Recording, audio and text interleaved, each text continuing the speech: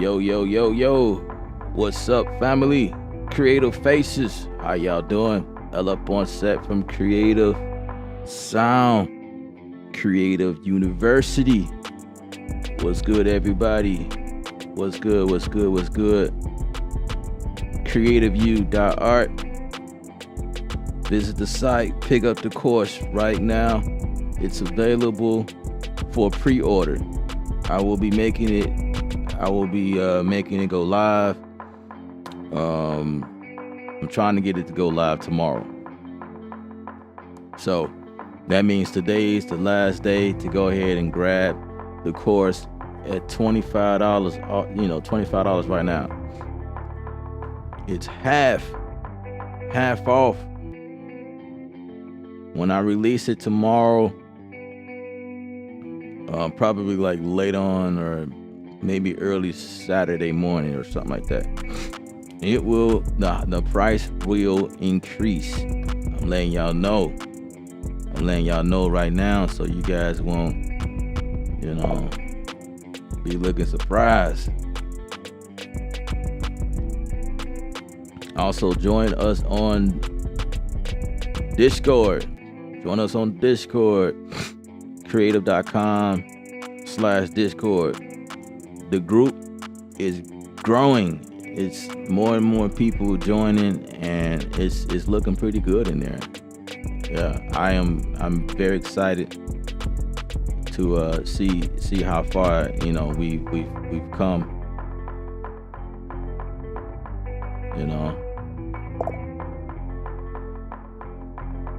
So yeah, join us.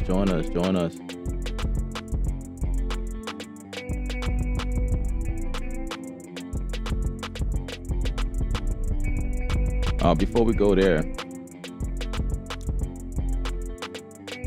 what's up? Really dope. Really dope's in the building. He's loving his SQ. That's what's up. What's up, Albie Shore? What's up? Galvanizing Techniques. Salute to you as well. Scrub Beats. We are back at it again. Absolutely. We are back. We are back at this thing called creative music making. We're going to be focusing on making beats inside of Atom SQ on this stream. I told y'all I would do it yesterday. So we're going to actually go ahead and do it. Likes up on this video if you have an Atom SQ. Even if you don't have an Atom SQ, likes up.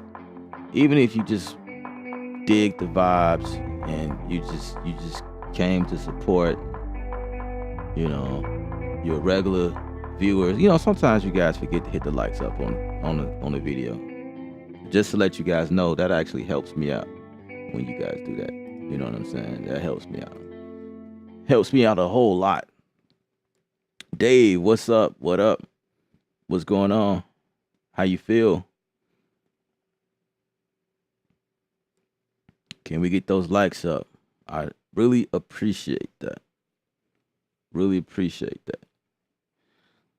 All right, so without further ado, we're going to hop in.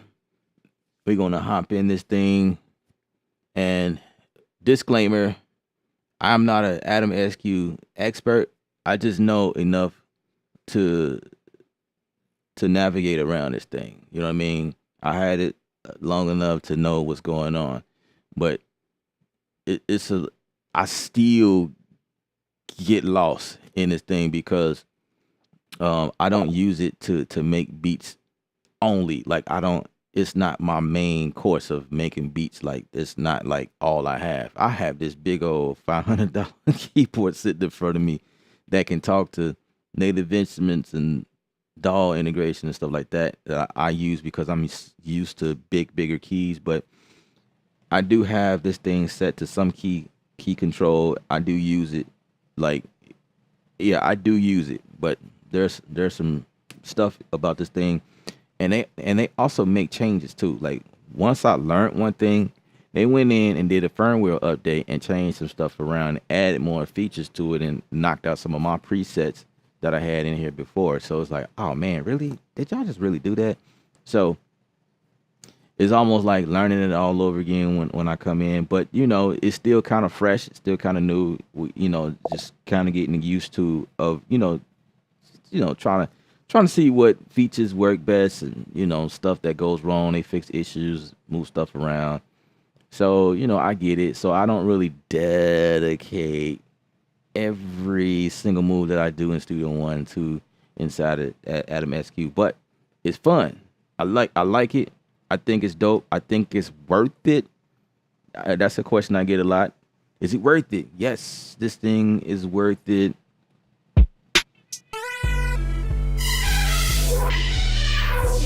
Yeah, more about that. We're gonna dive a little bit deeper into all of that, to all those cool things. Benjamin Moore is in the building. What's up, bro? Taxi, what's good?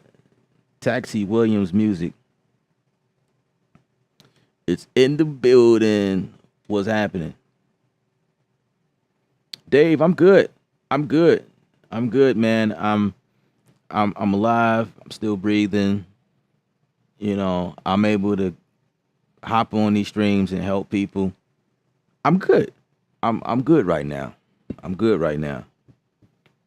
So I cannot complain whatsoever. Cannot complain at all. And you guys feel free to ask questions.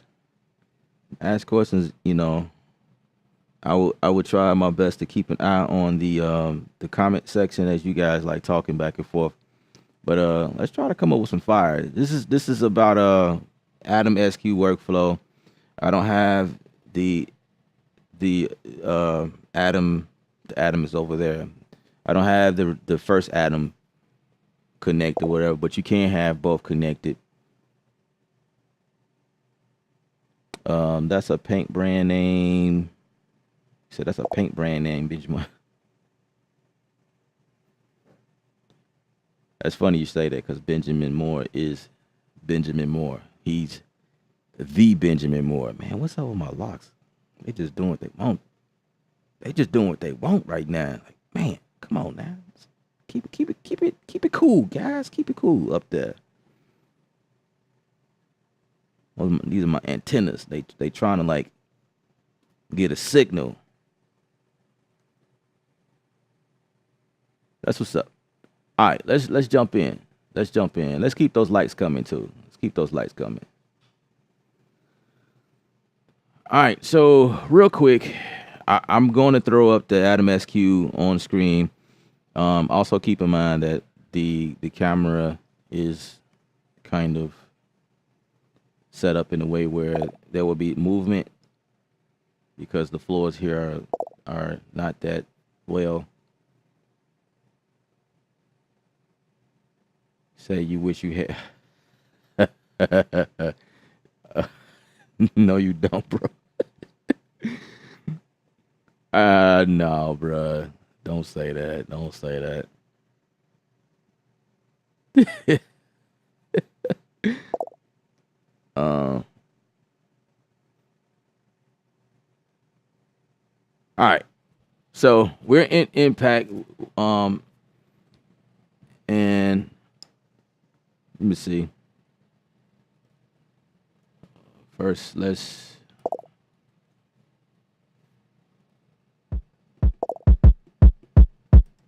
take all of these here, bring them down.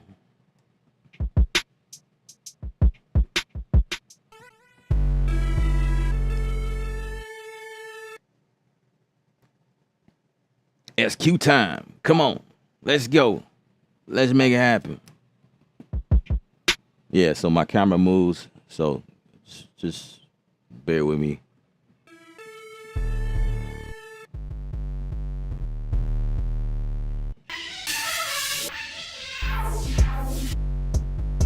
So I'm checking out checking out the drip within MVP loops. You got to have Sphere account. And by the way, if you're a SQ person, you know that you have to have the Studio One 5 and up. You can't use it for any version below this.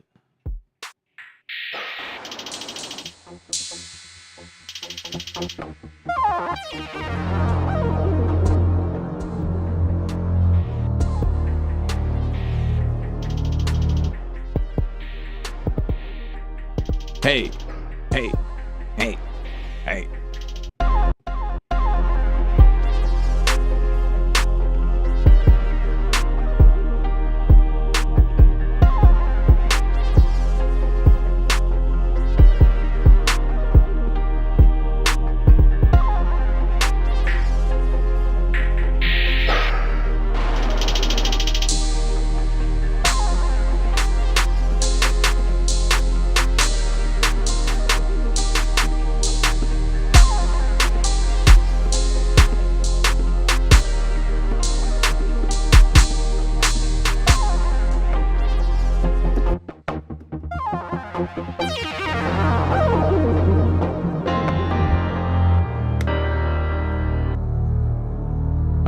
a kind of it's kind of cool.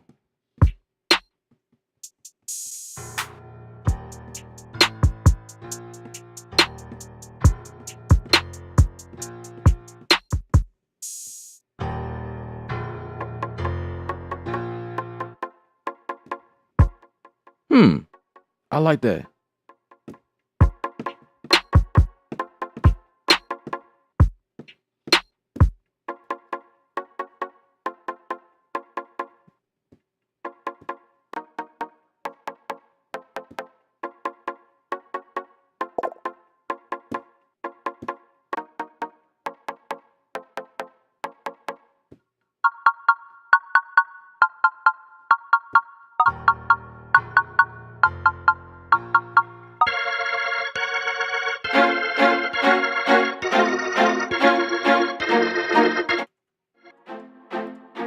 And y'all just being retardedly loud. Okay, first things first. Some of the things we like to do, so when I'm playing with the Atom SQ, I like to go here to I guess I got to go to user. No, not user, instrument. Is that instrument? Yeah, so full velocity, turn it on. And that just makes everything like full velocity. So as soon as you hit it, you don't have to bang the pads, anything like that. The same function is kind of like on most MIDI controllers. So, but it's here. So you just have to go to instrument and select that. But yeah, that's how that goes. Or turn it off. The pads are sensitive. Right. So I'll turn it on for this demonstration. And you have each button. Here's your song, your instrument, your editor, your user. So each page or each button you press, you have different pages you toggle over and get like more parameters that you can toggle through whatever you need. So the type of things you could do on the SQ is pretty much everything, which is why I like the Atom SQ. It's fully functional, you know what I mean? Like it fully controls Studio One. So essentially you can use this thing and control Studio One. And not have to necessarily look at Studio One all the time, right? You're gonna have to look at Studio One, but there's enough here that you can, do different things like that. So when you hit shift, you unlock other parameters on this thing. It's like a second layer. So it's like the Atom SQ times Atom SQ, because like everything is laid out is what they are, and then we get shit, boom, it just now these things become like secondary. So if I do this, if you're looking at the little screen to the left of the window, looking at the I'm finna say machine, Studio One, I can scroll. I don't know, can I see that? Can you guys see that? You probably can't really see it because it's so small. But you can scroll to bar to bar, and then this becomes your zoom in, zoom out, the second knob, as long as you have the shift button pressed. And then this becomes your loop section. So let's do that now. So I'm gonna loop 8 bars. So we got an 8-bar loop right there. And this one does nothing. This one moves the loop range, so I can say 1 through 8, or I can say 9 through 16, or 17 through 24, like that. And then this increased the height. It looked like my bar changed. Yeah, this increased the height of Studio One here. And this one also changed the start point. This one changed the start point of your loop. So start point, end point. No, not end. Wait, hold on. Which one? Okay. This is the start point, and I think this down here is, this is the end point. There you go. See, now I'm starting to remember. End point, start point. This deals with your loop range. So start point, end point. So we're going to select 8 bars. And then this right here is nothing. So these two looks like it's, oh no, this one is your resolution. You switch between your different resolutions. That means 1/8, 1/16, 32, 64, blah, blah, blah, blah. Basic stuff, right? So we're going to leave it at 116. That's kind of normal, I guess. All right, so that's what that is. And then, these other buttons, as long as you have shift down, it toggles back and forth the instrument, bringing it view. On my keyboard, I have V for that. So I'm kind of used to hitting V, you know what I mean? But here, shift A does the same thing. B, I don't know what B does. C, D.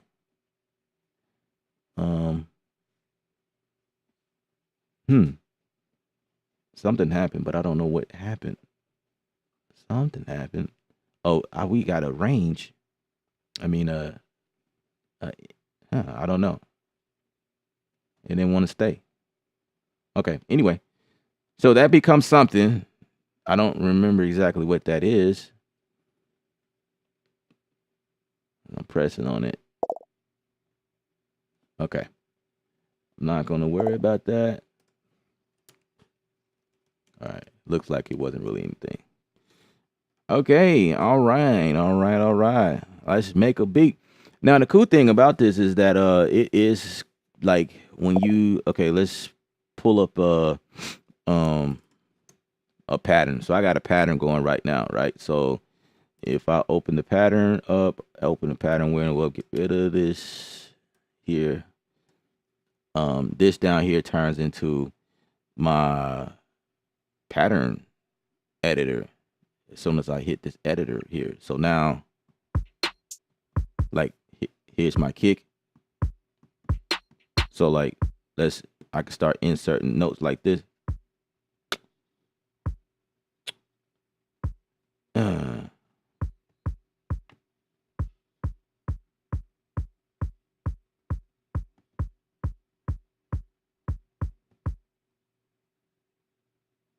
Okay, what just happened?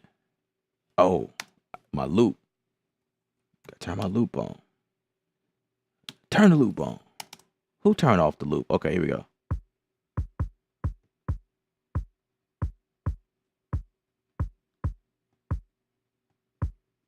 All right. So, I don't want that extra kick right there. And I do want to turn my 16 steps up to 32. Let's see. 1, 2.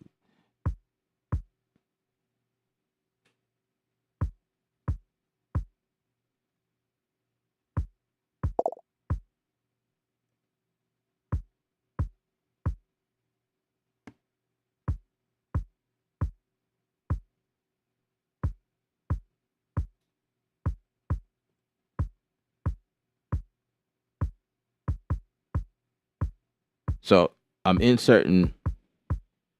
I guess I do know this thing more than I give myself credit for.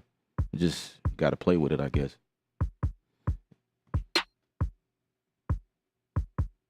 So I can do the same thing and insert that like that, or I can say record. You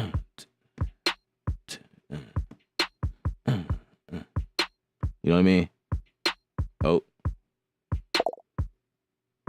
that's wrong. So we're going to change that. So I'll change that manually like that. So instead of going in Studio One and moving that over, I can just say, oh, let me just boom, boom, boom. You know what I'm saying? You can get done with that.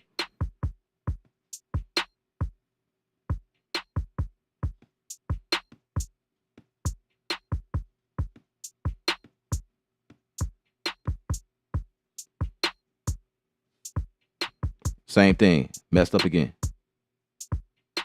Take that off. Put it right there.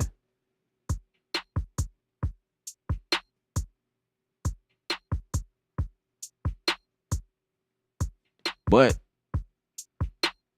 I do want my hi-hats to be 64. I guess I did that wrong. That's everything. So I need to be able to change the hi-hat by itself.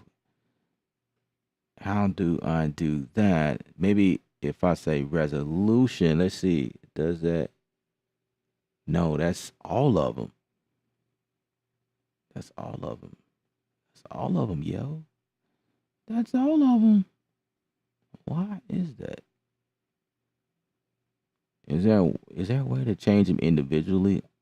I forgot that. Oh, what if I hold this down? I think.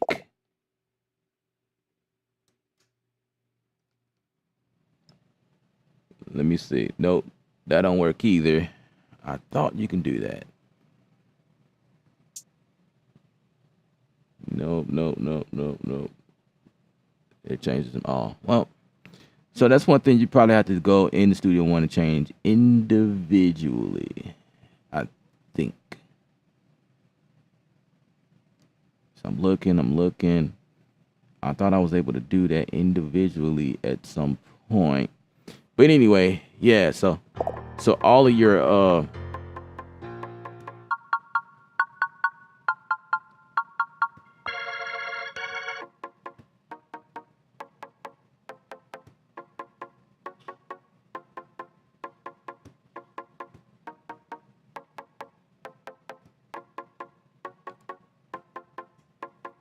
now this is gonna make uh hmm.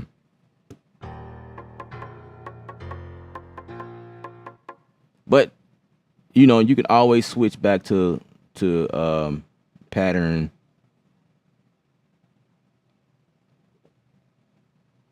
Not pattern. Part. I'm still getting used to that word. Part pattern. Okay, so in here you can say, where is it?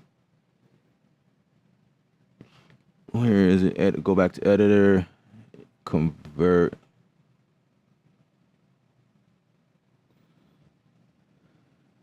New variations. Nope. Is it user? I think it's user. Okay, convert to part. So I can convert this to part and take me to part. So now in parts, I can do other things in here if I you know what I mean, like, cause the if you in step sequence is really what it is.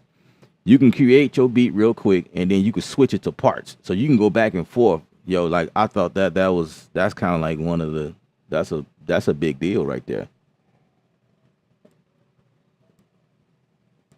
Shaders, what up? What up? What up? Mello is in the building. What up? Hello, everybody. How you guys doing? Thumbs up on the video. Thumbs up, thumbs up, thumbs up. All right, let's keep it moving. Let's keep it moving. So now we let's play it. Oh snap! I don't know what just happened. Let's back space. Let's back. Okay, obviously I did something. I'm looking. What did I do differently? Let's.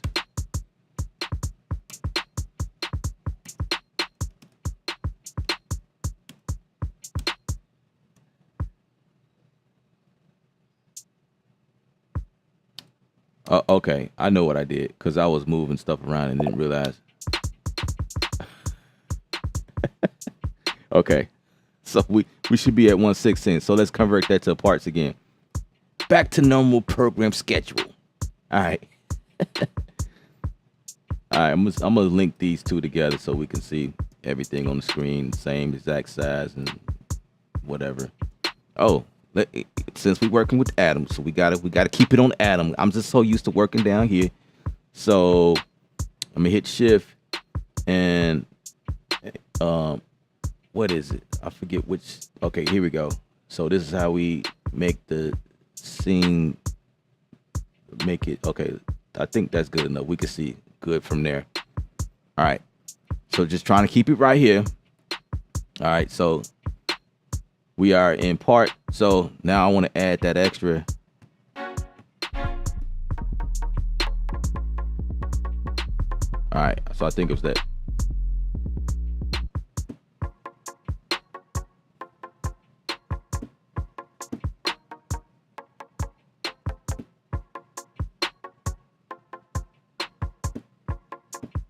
All right, so let's add that in there.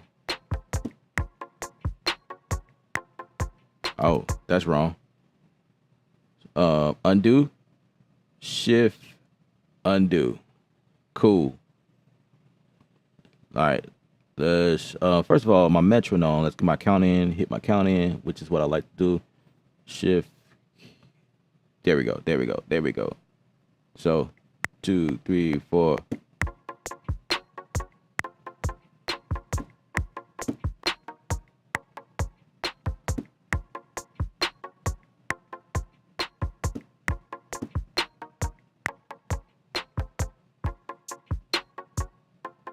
Okay.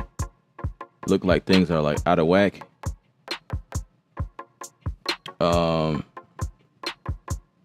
I thought there was a quantize button on here, if I'm not mistaken. I just don't remember where it is. It's gonna be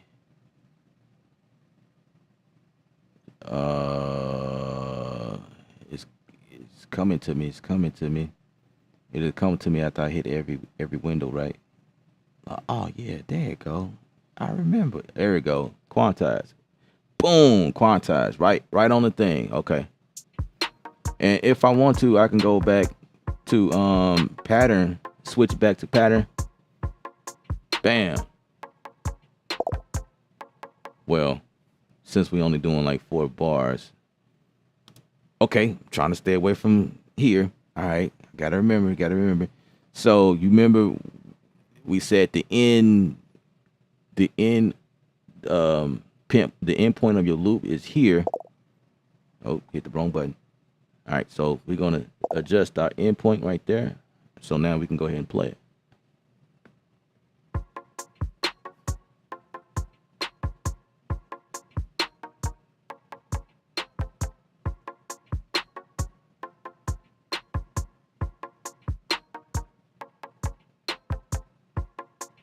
All right.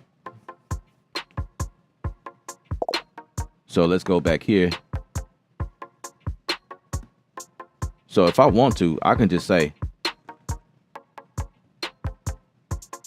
you know what I'm saying? Or, boom,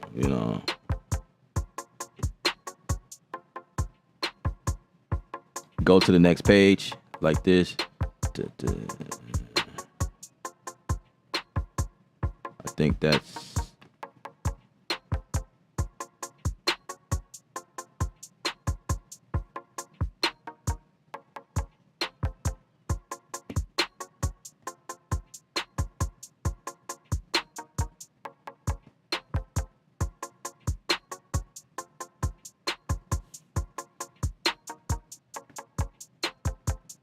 yeah, so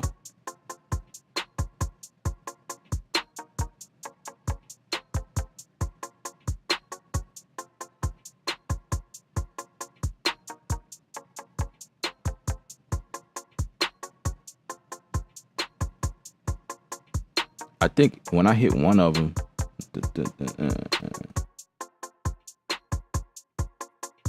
if I hit this one, hold it down. Yeah, that's what I remember. I hit a pad, hold it down, then I can change the resolution. Like if I want this one, so I'm looking at it, I can activate the repeat here, right? I think. Maybe not. I thought I could. Maybe not. What is it? Oh, velocity, repeat, delay, probability.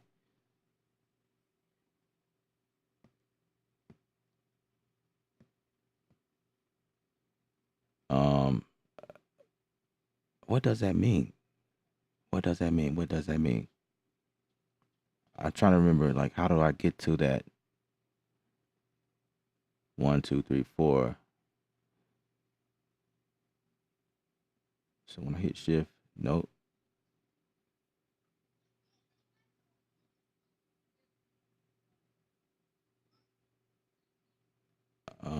Variation. That's not it. It's like when I press on this thing, I'm getting different. That's interesting. So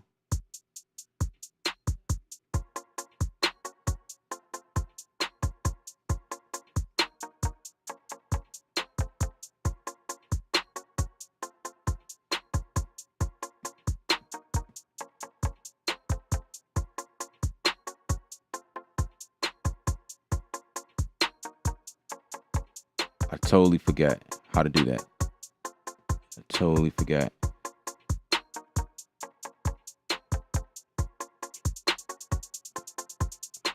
I could do that.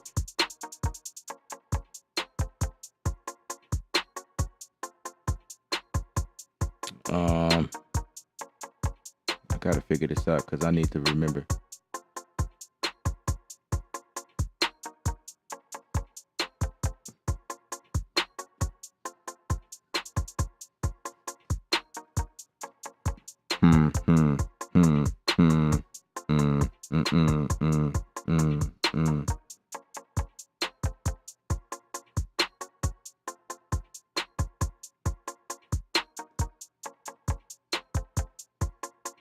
Oh, wait a minute. Wait a second. Hold on.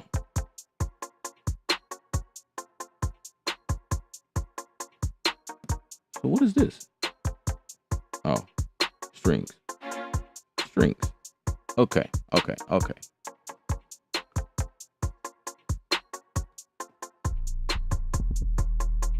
Okay, that's the bass. All right. I get it. I get it. I get it. I get it. All right. So this is banking over. So, like, you know, yeah. I'm just trying to remember how to get the note repeat to work for just like one. I can't remember. So I'm looking at the comments. Does it work with scalar? Yeah, it's a MIDI controller. You know what I'm saying?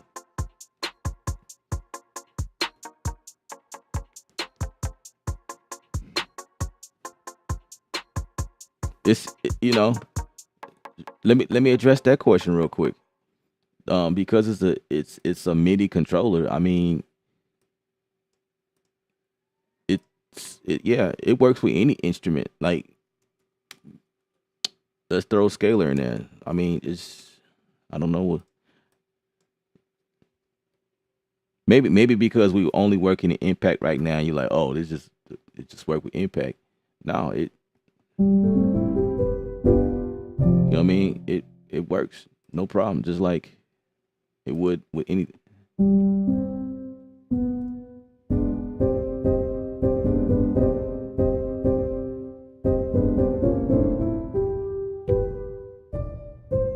Oh, and by the way, you can adjust the volume on this thing too. Like real quick, you hit shift, I think, and just turn down the volume.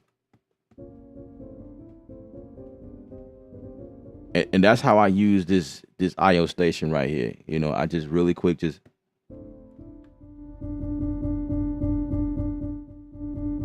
But on the Atom, you can just say, okay. You notice how this changes it automatically.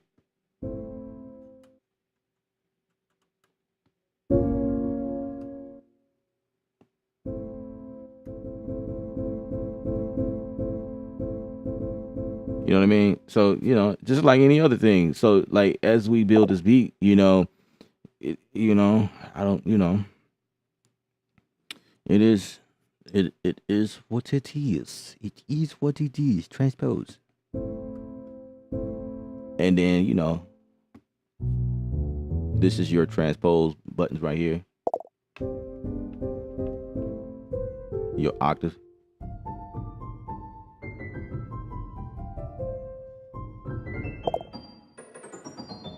And so that you know, let me get off this here and show you.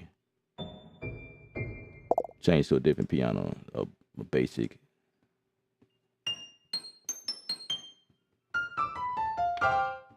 So this thing has scale mode in here as well. If I remember, so like I can change. You know what I mean? You see how it's changing? So you can change the root key. So this is one thing that a regular keyboard can't do, because if you're into that, you can just say, you know what I mean? Everything gets highlighted. You know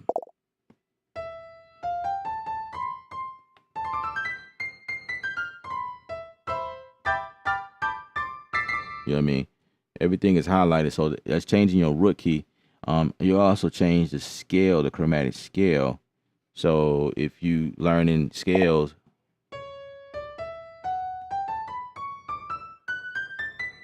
you know what I mean? It tell you the scale, so you can like stay within the song key. Did I do that right? Okay,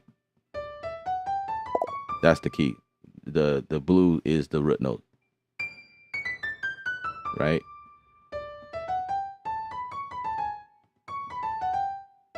So these becomes, it's supposed to be like not touchable, but in this case you need them. They are. I think it's a way to cut it off.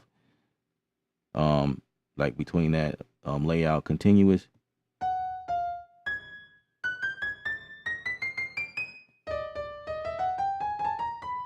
And then you have this mode that says scale only. So that means it highlights the entire thing. Wait a minute. Oh, so everything's right here. So you have the full scale down here.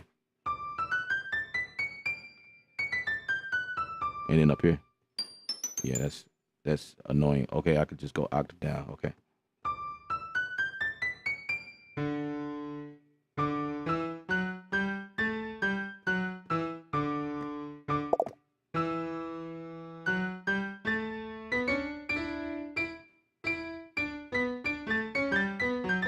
You know, play like you, yeah, there you go. So that's that. And go back to keyboard mode. Say you want the minor. We got melodic minor, harmonic minor, natural minor, major pentatonic, minor pentatonic, blues, Dorian, Mixolydian, Phrygian. Then you got the triad, minor triad.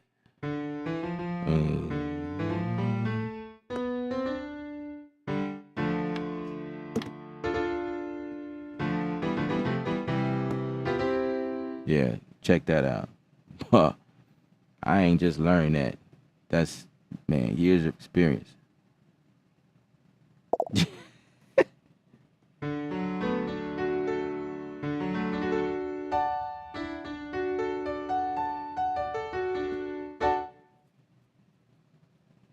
All right. Let's see. What else? Octaves. So there's a button in here that says octaves. It's doing the same thing as pressing these over here. You can also change the range. Look at that. Look at that. It's Christmas. Look. Hey guys, it's Christmas. Look at that.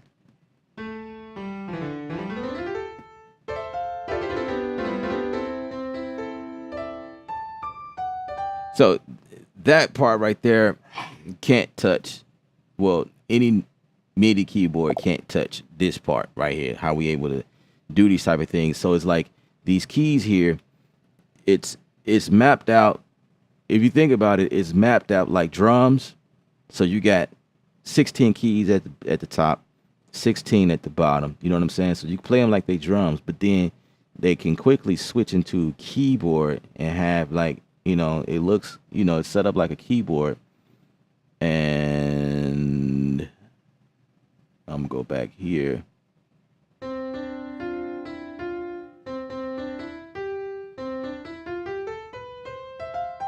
You know, your white keys right here and your black keys up here. You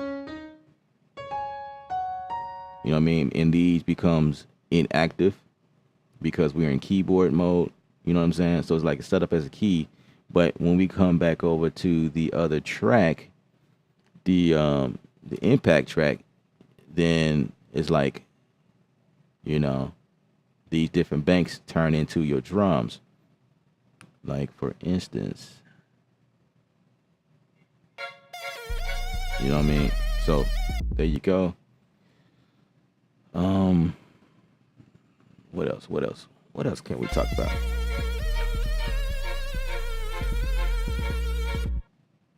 Okay, you just had to finish that little last piece on that, boy. Okay, all right.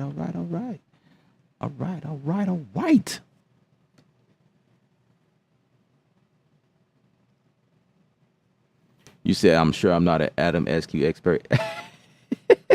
You know, I had to put a disclaimer. But then as I went through, I was like, you know what? I I didn't give myself enough credit.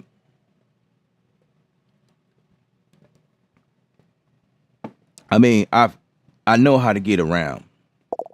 I know how to get around, but there are some things that still kind of a little fuzzy to me sometimes.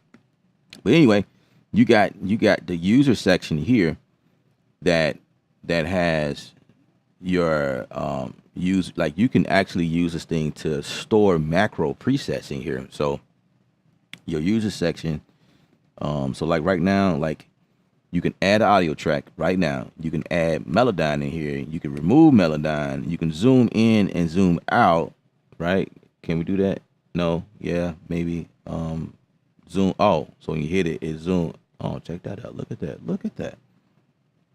Zoom to the section and tap the tempo. Wow. Okay. Of course I remember that. Toggle over, then you can convert to part, you can convert to pattern. And these are all stuff that they put in here by default. Things that they thought will be useful. You got the drum view. And that's your let me hit this pad. Boom, get rid of that. I'm a raise that so you can see. So drum view, like these are the things that we are able to do here in Studio One. But right here, your piano view, then your score view. Right, that's your score view, piano view, drum view, and that's just the same as if I was to click these over here. So that's in there. Toggle over to the next page. You got the scratch page, scratch pad. That's the correct term. You know what I mean? You can open that up like that through here as well. You can toggle and detach windows. I just detached that window. Check this out. So now this window is popped out. Let's resize it. There we go. So now this page is popped out. It's the same as hitting this button right here. You can retach it, detach it. I'm going to retach it through the SQ to put that back just like that. You got the track list here on the side, right? Open track. What the? Oh, okay. Open track. The chord track. That's what that is. Open chord track. It just says open track on here. Maybe the screen is too small to read the full thing. Chord selector. Apply chords. They just like, I think the first 4 pages is filled with stuff that they have in here that's useful or whatever. And then you have the next 4 page to assign stuff in here. And basically, when you need to assign something in the SQ, all you have to do is, let's see if I can remember this correctly. All you have to do is, trying to remember, you click this. No, hold on a second. Hold on. This is the part that gets me. Okay, there we go. There's more. Okay, there's more to. Oh, that's the 20 IR 24. Okay, so it's two different ways you can get here. So let me close out of this because I think you can get to it up here too, right? And just go to Atom SQ, and this is your window for that. And so you can go in here and say right click and say assign command, and then you can give your Atom SQ whatever you want it to do. Let's say normalize audio. Okay, let's put that there. So now that becomes your first assigned key command situation for your user section. So now that's on the Atom SQ. As you can see, you probably can't see, but it's right there in the corner. And that's what that is. It's I'll read it for you. It's called normalize. Normalized audio is in the building right there. Can you see that? There you go. So all of this is supposed to save within your your settings. So once you leave this, you come back to this tomorrow. It's supposed to still be there. So you don't have to worry about, you know, anything being lost or whatnot. But same for your knobs, I want to say. No, it doesn't look like these are assignable. Knobs are not assignable, I don't think. Or maybe they are, and I just don't know. Maybe they are, but when I right click on them, it's not giving me an option. Okay, I think maybe they're assignable once you do something like you do some automation. Like, let's see if okay, what if I want this knob to be assignable and say right click on this and say, hey, assign this to the Atom SQ. Okay, I see page 8, meaning it's going to want to save to the page. That's not what I want to do. I want to assign some stuff to the knobs. The knobs, man. I need the knobs. Where is the sign to the knobs? What is the deal? Okay. Okay. Maybe not. Maybe you can't save to the knobs. Maybe you can't. But yeah, that's what it is. That's what it is. CreativeU.art, guys. I want you to go and visit the school and pick up your course, because it's $25 right now, guys. It's $25, half off right now, because I'm going to raise the price. I'm going to raise the price. So you definitely want to make sure that it's only $25, and I'm putting some stuff in here. It's really a basic course. To me, in my opinion, it's starting to get a little advanced or whatever, but I'm kind of spelling out some, you know what? As I do these streams, I come up with ideas to write, because I'm still kind of working on the course. So it's like every time I stream and I say something, I'm like, oh, let me put that in the course. So y'all getting some good stuff, yo. Man, y'all getting some amazing stuff, because I'm just coming up with stuff, and I'm just constantly putting this stuff in this course. I'm gonna have to charge y'all $150 now. What's up, 803? 2 nickels. 2 nickels is here.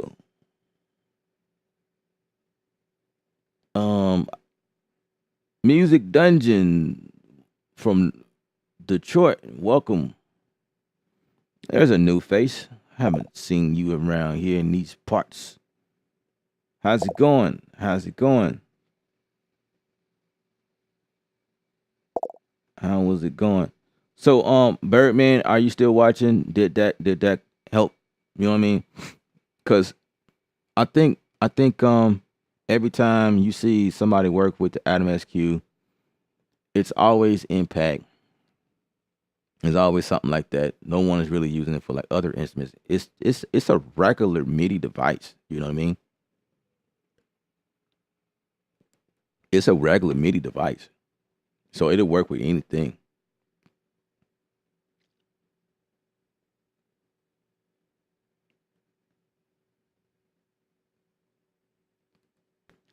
Thumbs up on the video. Thumbs up, thumbs up, thumbs up, thumbs up, thumbs up, thumbs up.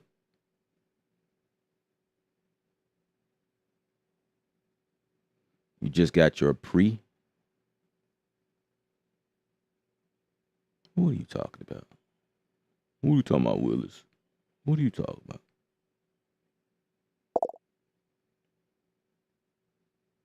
All right. That's what's up. That's what's up. That's what's up. Just wanted to follow up, checking, and I'm doing roll call too. I'm seeing who's still with me. Did you just come on for 5 minutes and click off? Just checking, making sure, because y'all mighty quiet.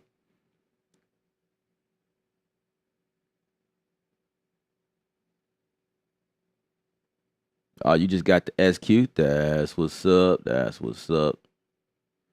That's what's up. You know, talking about the SQ, I forgot to put the link in the description. You don't hear me though. Oh, Now, oh, oh.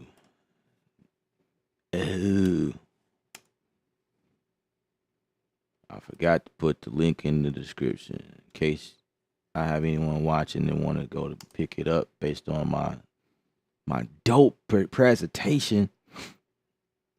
That boy Ella, man, he explained it now. I know it's fire. I can go and buy that thing right now. Yeah, so I just want to make sure I cover my ground, you know. So this is where you can go take a look at it. That's when you can go and buy the SQ. And I'm also making it available in the description. In the description, Adam SQ is in the description right now. Probably have to just refresh your page. But yeah, Adam SQ.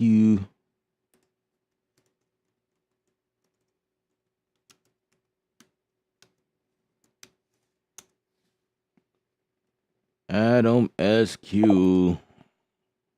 I'll pin it as well. Just in case, you know what I'm saying? Just in case somebody wants to pick it up. You may not find value, but I did say I was going to dedicate the stream towards making the beat using the SQ, only the SQ. So we're going to like go ahead and just start doing some stuff. I just wanted to show y'all like how it works, stuff like that. I have to, there's another way to do note repeat. But you know, I really want to like, I'm really trying to remember how to do that. Like, how do you do that?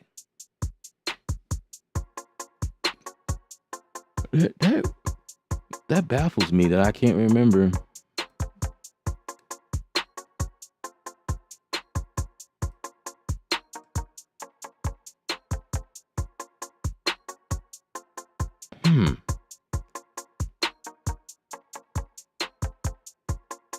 I know how to do it in Studio One, but I don't remember how to.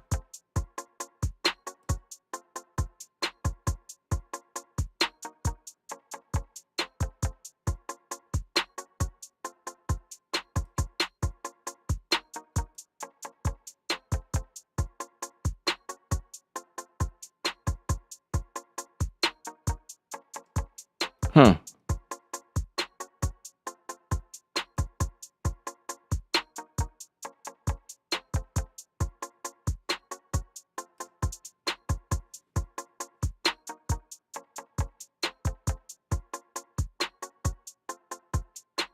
Oh, check that out. All right, let's keep going. Let's keep going.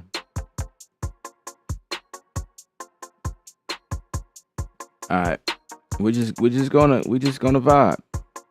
We're gonna vibe. We're gonna rock it out, and we're gonna figure this thing out. So I opened up this page, the volume and stuff here at the bottom. I noticed I did something.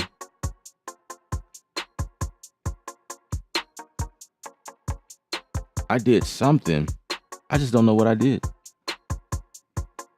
Let's figure this thing out. So, okay.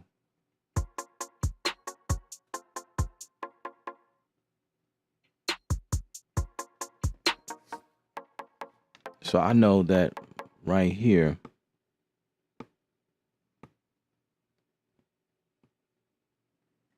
I know that you hold it and it's giving me extra options to say, oh, God dang it. It's telling me in my face. It say knob 5 to 8. Gosh, I feel so slow right now, yo. So that's how you do it. That's new. I never knew it works like that. Okay, so if I need to adjust the repeat, okay, That makes sense. Okay. All right. Now we should be able to see. Yeah. Okay. All right. That's a nice workflow. That's not bad. I can get with that. Okay. Take that back to 3.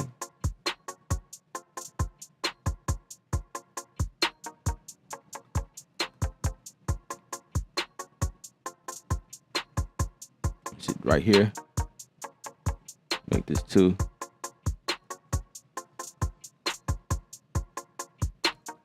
Take this back down. So that means the volume. So the volume, the delay, the possibility is being controlled that way. Okay. Okay. Okay.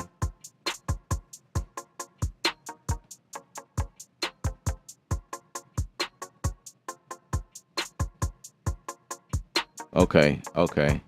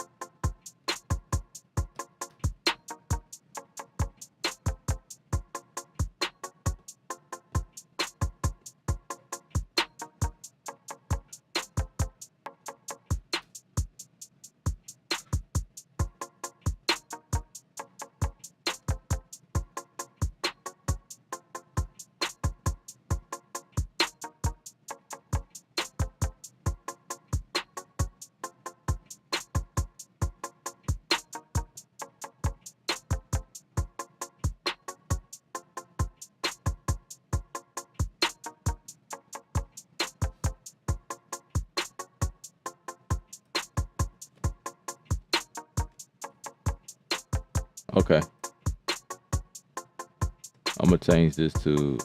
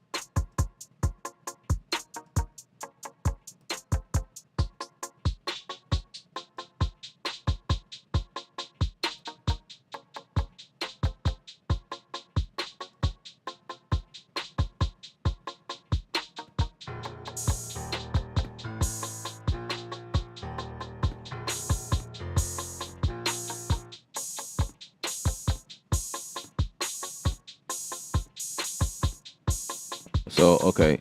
So if I hit shift, oh no, just hold down this pad, right? Right.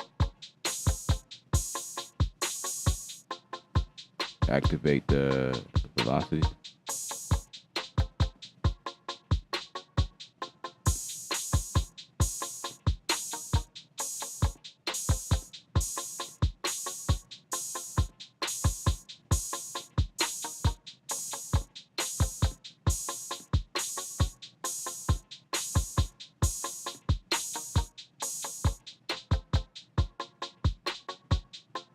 Set every 4th.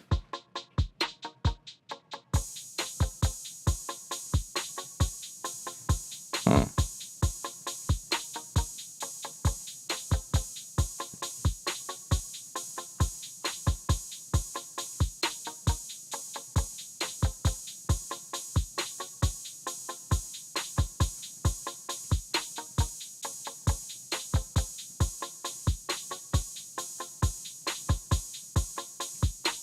I'm gonna turn down the velocity on that one.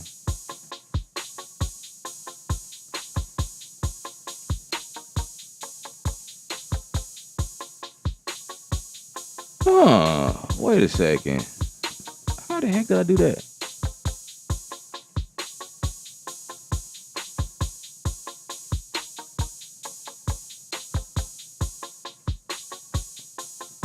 I need to figure that out. I don't know what I just did. Okay. How did I do that?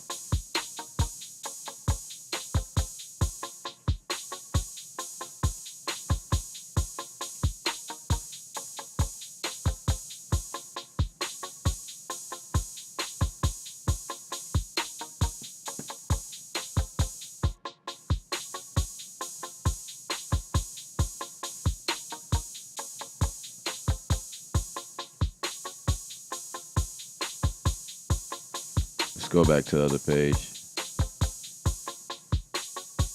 Oh, okay. So individually like that. But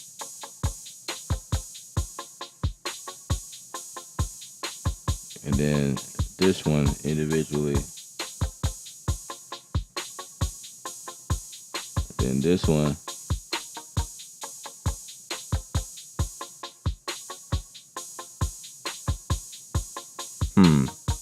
We getting it.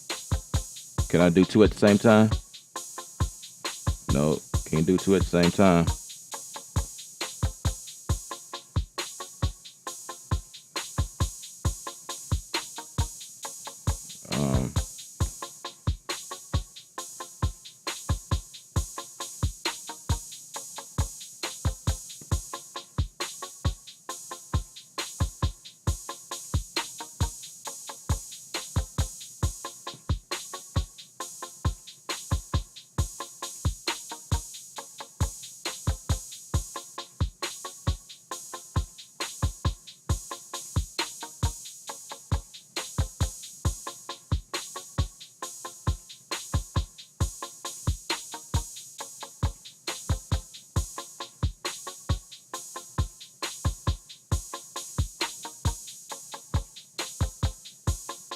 It does get annoying after a while.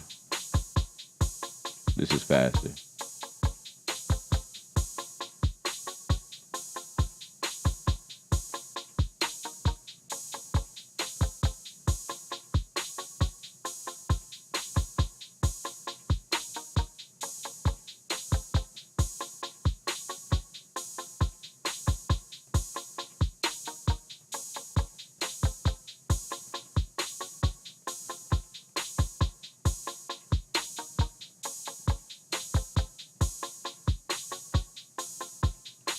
So since we're in impact, I know these knobs are default to something, I think. Nope, that's the atom.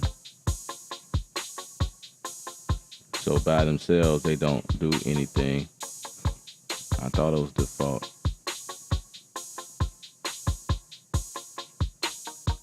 I thought. Can I? Let me wait. Pad impact. Can I make? So is this the part where I? No. Assign to page 8. Assign to channel macro. Okay, let's try this. Let's just go with the channel macro. So knob 1. What does that mean? Okay. What does that mean? So we got to go back to the channel, get the macro page. Okay, so it's signed here. But once I double click on that, see, nope.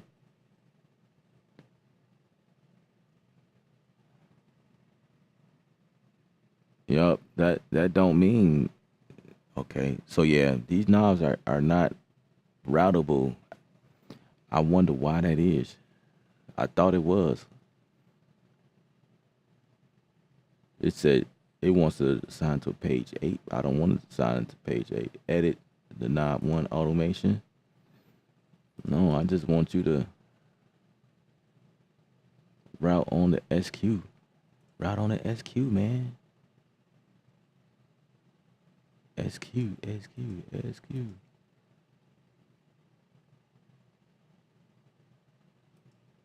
I don't think that has anything to do anything, but oh, Adam SQ knob 1. Maybe that did have something to do with it. Still nothing. Okay, let's do that. I unchecked it. That's why. There we go. So you can route. All right. What the heck is you talking about, Ella? Seriously? You can't route that. What are you talking about, bro? You tripping. Okay, can I just route it from here, though?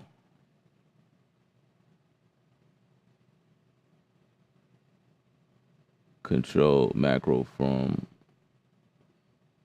No, see, I have to... See, that's the thing I don't like. I have to go through this page.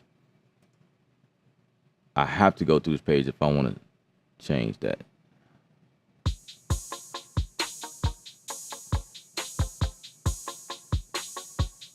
So, if I want to, let's say I want the gain, edit the gain. Yeah. See, this is the part I don't like. I don't like that. I don't like that. Then from here, I have to say, what? Come on now. Okay. Maybe it's...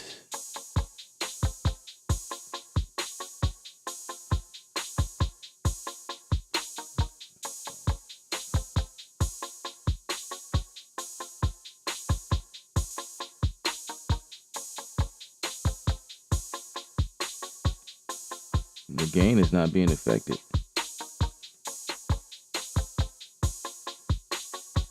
Really, really?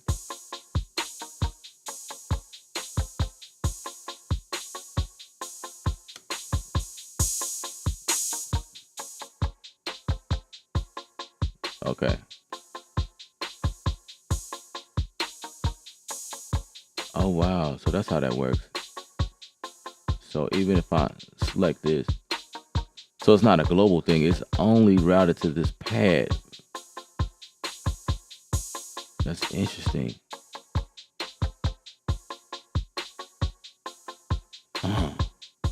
You learn this stuff. You learn something new every day.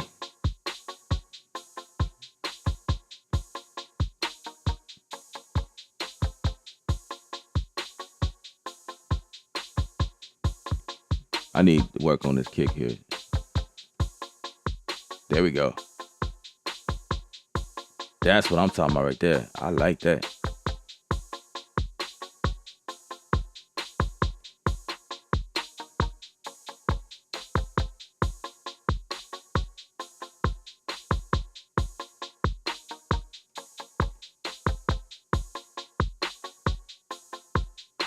You need that punch.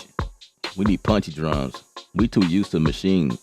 We can't have that weak stuff coming in. You know what I'm saying?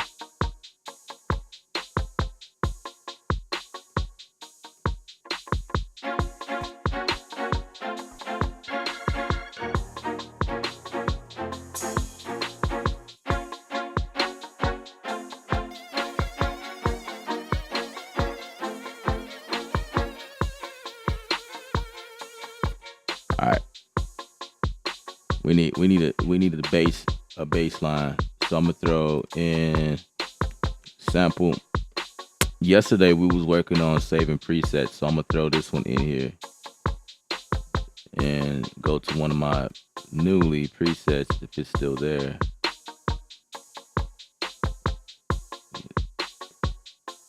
Personas has presets too. Oh, let's turn that down.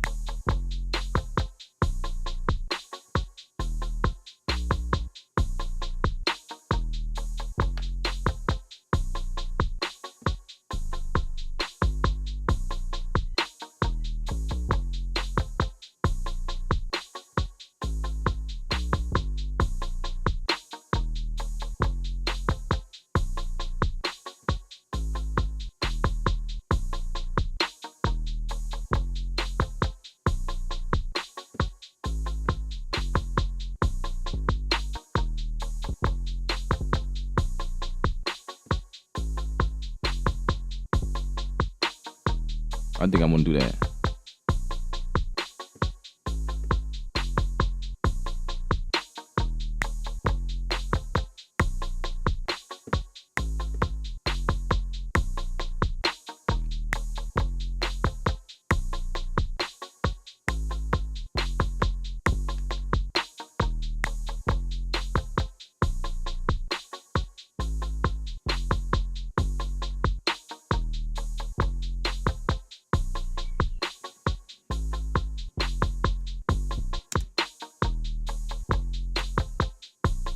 Select the mount and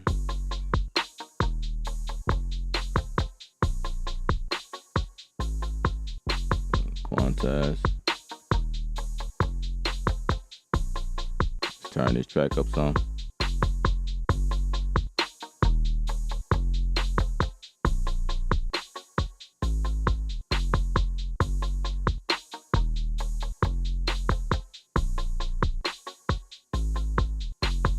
Now I don't like it.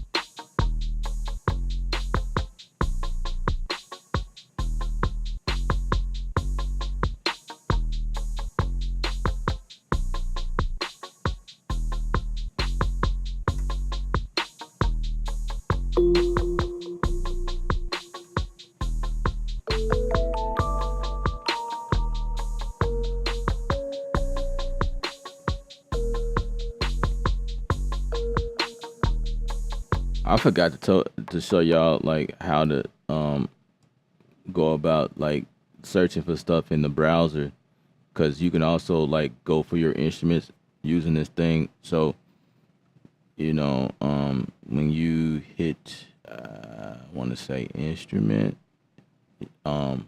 see it pulls up the browser as well. Browser, I forgot that you could do that too. That's the same as that's the instrument editor. That's the same as hitting Shift A. And then you got the Node Effects editor. Where is that? I'm pressing it. It's nothing happening. But anyway, like you can go through, like toggle, go down, using the browser.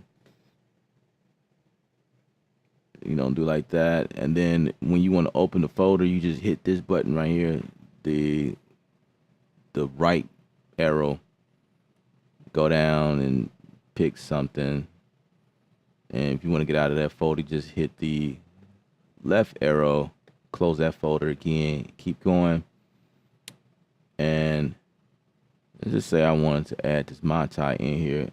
There is something in here. This button right here is load selected. So I can go ahead and load this onto a pad or channel, and it'll load for me, like all on the SQ here. Also, you have closed folder as well. So let's say if I go in something and open it up, that's the easy way to, like, I can also hit this closed folder deal. Say I'm opening a bunch of stuff, just close folder. So it's a cool way to just navigate around the browser like this as well. I forgot to mention that. You can also add node effects, arpeggiator, which is like the quarter effects, the arpeggiator, the merge event. You can merge events, add patterns, add parts, add deal with the length. There's more things in here. Here's the note repeat section. I forgot to talk about that. They changed that a couple of times since I had it. I had this thing before it launched, and it was set to do something when before it launched, and then when they launched it, they changed it. It was like, oh man, I done beta test this thing, man, and y'all just changed. That's why I never really I just really never learned it, because they was changing stuff. I'm like, man, okay, well, when y'all get it together, then I'll try to. But for the most part, it's self-explanatory. It's kind of easy to me because I'm a tech guy. I love stuff like this, so it's it is what it is. This stuff's super basic, but it works. It's it's cool. I like it. So this strip right here, you could change this to do whatever you want. This could be your bend wheel or your note repeat. If I go back up here to this impact, I can show you real quick like what that is.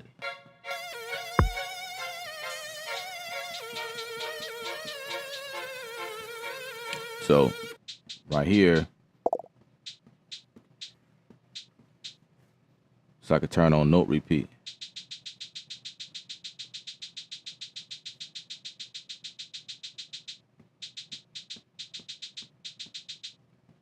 See, they look like they changed it again. Okay, note repeat is on. Okay, that's regular note repeat. All right, never mind. Got to hit strip. Duh. So I'm gonna hit strip. I'm gonna turn this into the repeater. Right. I thought I turned it on. Why is it? Okay, hold on. Yeah, there we go.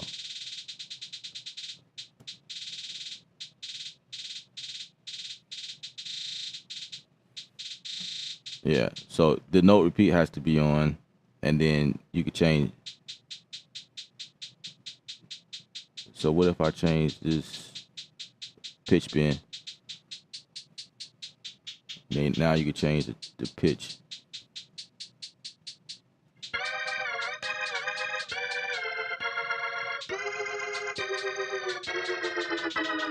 Really? But it doesn't go that far up or down.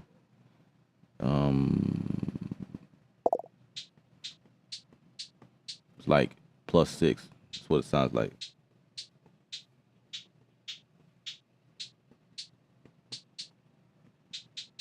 Also, this is your pitch bend wheel right here too.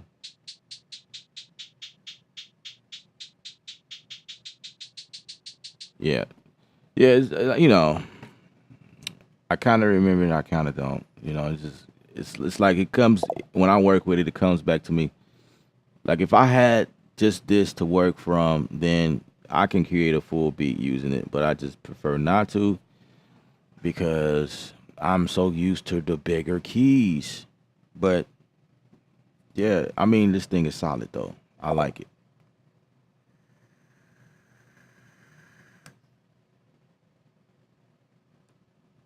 M4ML, CEO of Glue Tunes. Yeah. Yeah, this thing is cool. Blueskies, what up, bro? I had the SQ and I'm gonna grab it again. What? You had it and you sold it? We need to have a serious conversation, bro. Like, I don't know, man. We gotta. You had it. Okay, you had it. Why did you sell it? I know the answer because you didn't see value. How long have you been on the stream? Because if you've seen everything, maybe that's why you like, dang, I didn't know that thing can do all of that. Oh, it glitched. It was something wrong with it. Okay. All right. That's an acceptable excuse. I'll accept it. If you was gonna tell me that man, I couldn't get it, man, so I sold it, then we was gonna have to have a conversation. Like, man, I don't know, man. I couldn't really gel with it. Okay. All right. That's a good one, bro. You're set free from my rebuke. You're good now. You're good. No worries, no worries. I'm not gonna go into my my soap opera. I ain't gonna do it cause you safe. Right. That's understandable. That's understandable. Okay, that's a good one. Nice save. Nice save. Nice save, brother.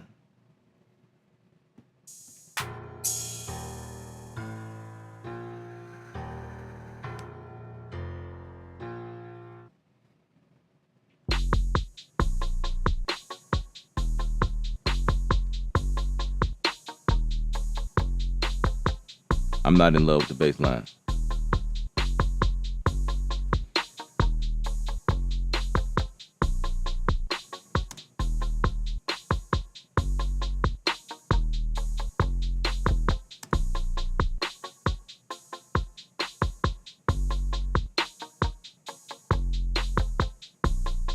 That's better. More simple.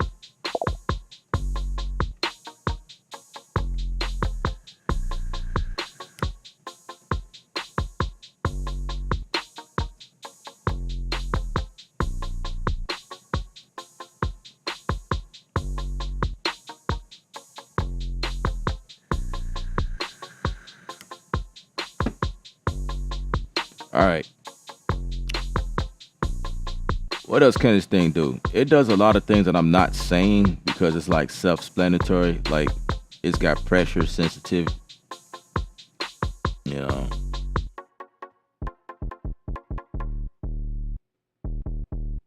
I really don't know what that pressure button is for, to be honest with you. I think it has something to do with the performance, maybe.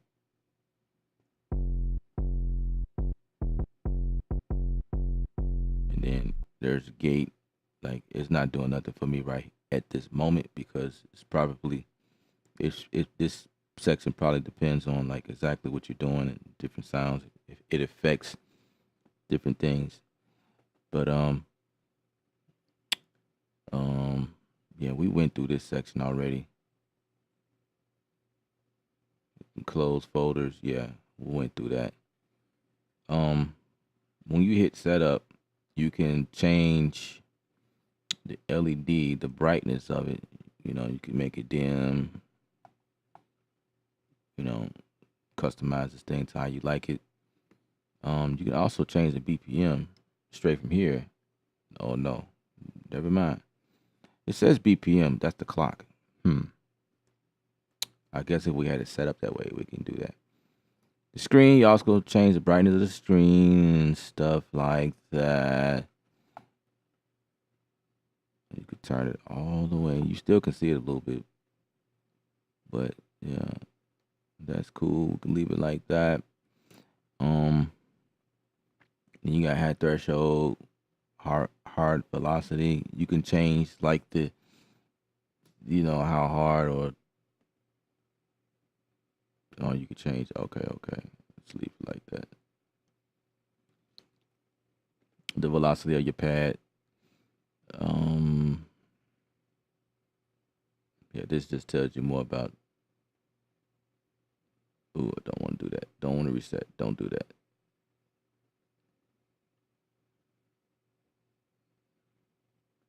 Okay. Yeah, so setup areas for that. Yeah, we pretty much went through the main thing. You can also nudge notes too. Let's see, can we do that? If I select this note, let's nudge it. Let's see. Yeah, we can nudge note. But you know what? I'm thinking like, how would that be helpful to me? You know what I mean? How could I select that note?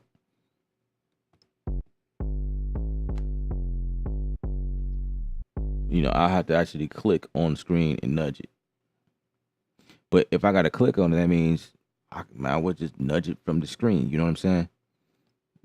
Oh, never mind. You select it like this. So this is like the machine. So you can select it like this. All right. Let me shut up. Let me shut up. Talking too much, bro.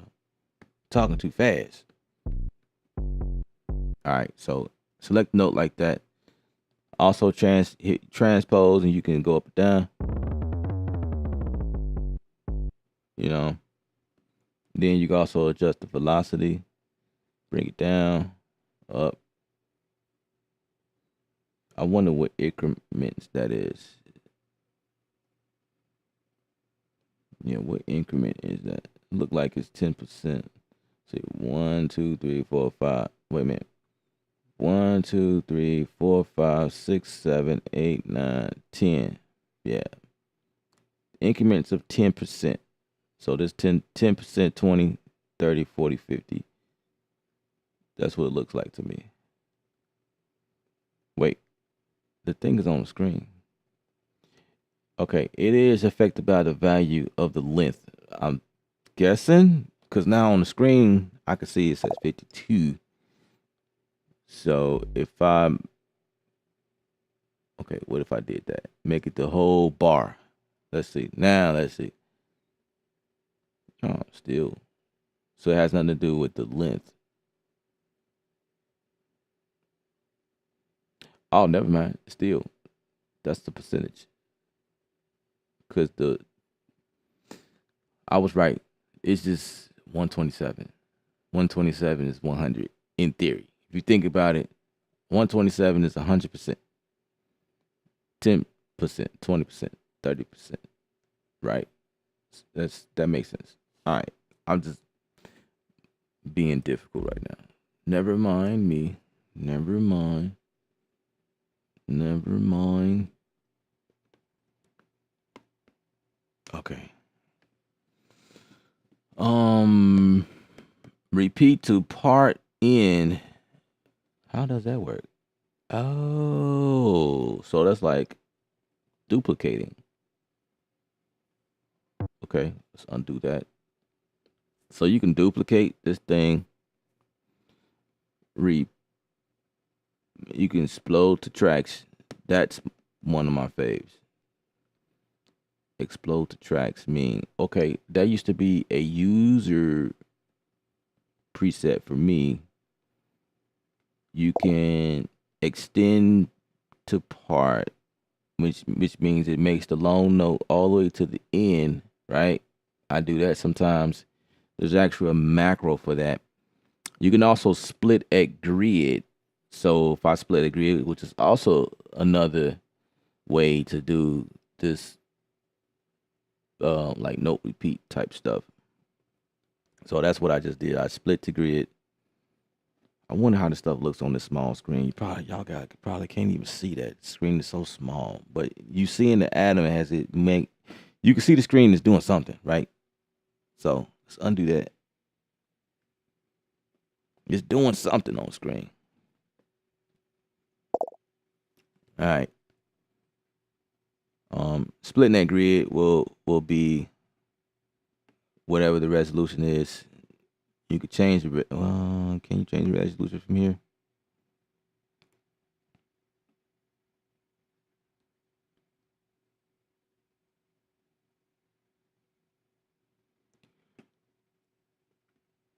You probably can. In fact, I know you can. You can normalize from the user. Oh, I set that manually. Tripping. Yeah, this thing is powerful. You know, if you're in front of this thing all the time, I mean, you'll be like this, boom, boom, boom, boom, like you guys see me doing a string, and I'll be over here, but everything's on the keyboard because I'm so used to doing everything on the keyboard. But with this here, it'll be like this, like, oh yeah, just go here, boom, boom, boom, boom, chaining, man, you know what I mean? It's like if you're in front of it a lot, you know, this would definitely, especially like if I go on the road again, I will take this with me in my laptop, and then I'll come back and be like, look, I'm an expert now, you know, because I had it for a couple days, and I just, you know, making these fire beats like 5 minutes, man, because going through this thing like this, like crazy. So, Ron, what's up? That's nice. That makes me feel good. Y'all on here talking about what course, bro? What course did you get? Nah, man, I got the machine course, bro. Oh man, I got the article course. Okay, I need to go ahead and grab. Yeah, man, talking about what you learn in the course, like we in university. Like, bro, did you hear what he said?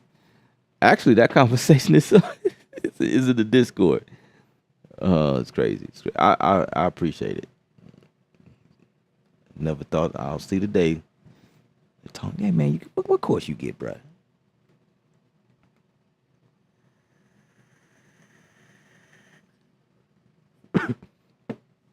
I think what I'm gonna do, I'm gonna start releasing some courses tonight, probably.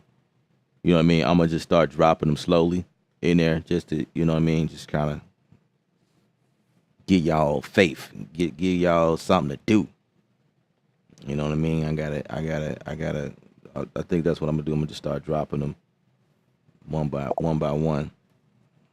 Drip the course. Just to show y'all I mean business. We're gonna talk about it. We're gonna have a discussion on who learned what. I'm gonna have a quiz. What y'all learn, what y'all learning. See if y'all can get the answers right. Like, how do you do this? Then y'all gotta answer the question. I'm seriously thinking about doing that.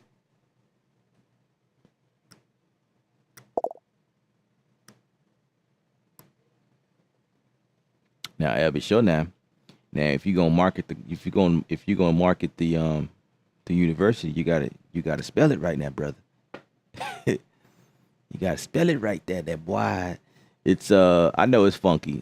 It's creative without the I. Creative without the I. Creative with the K without the I. Creative U. Kreatve. There's no I in there. Don't want to get the people confused. You know what I'm saying? You know what I'm saying?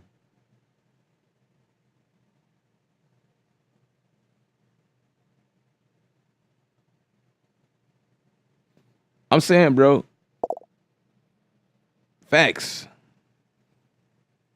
I am the existence of the university within. You like how I worded that? Within. I am the university within. I'm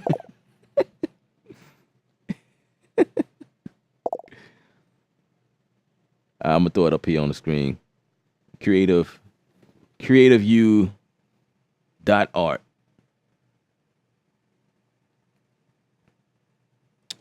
Ron is in the mixing course. Got me in meditation mode on some stuff.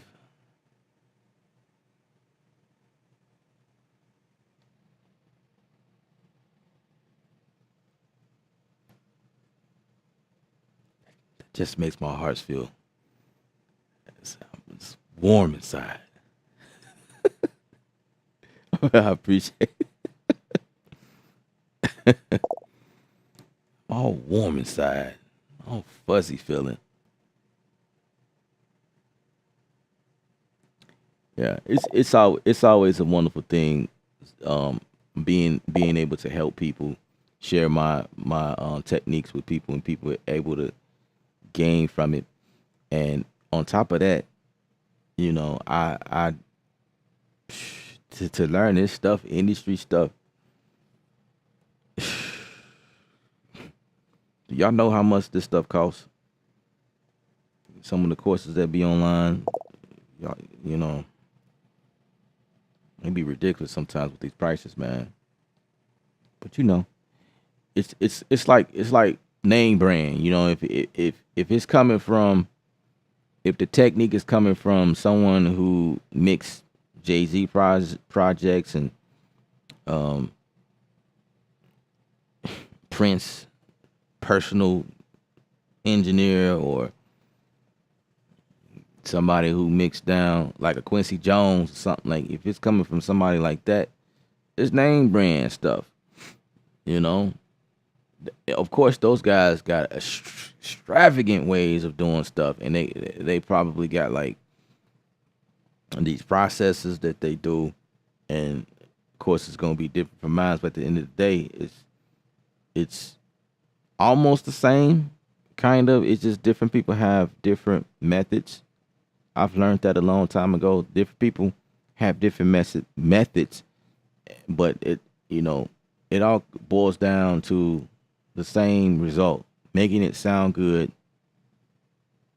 Um, it's everybody just do something different. That's and I've watched many videos, and I watch so many people with different concepts, different ways that they attack something, and it all kind of comes down to the same thing. Comes down to the same thing. Different. It's a million plugins out here that do some of the same stuff. You know, granted, some plugins are better than others. It's just, but it boils down to technique. The person behind the gear and what they can and can't do, certain stuff.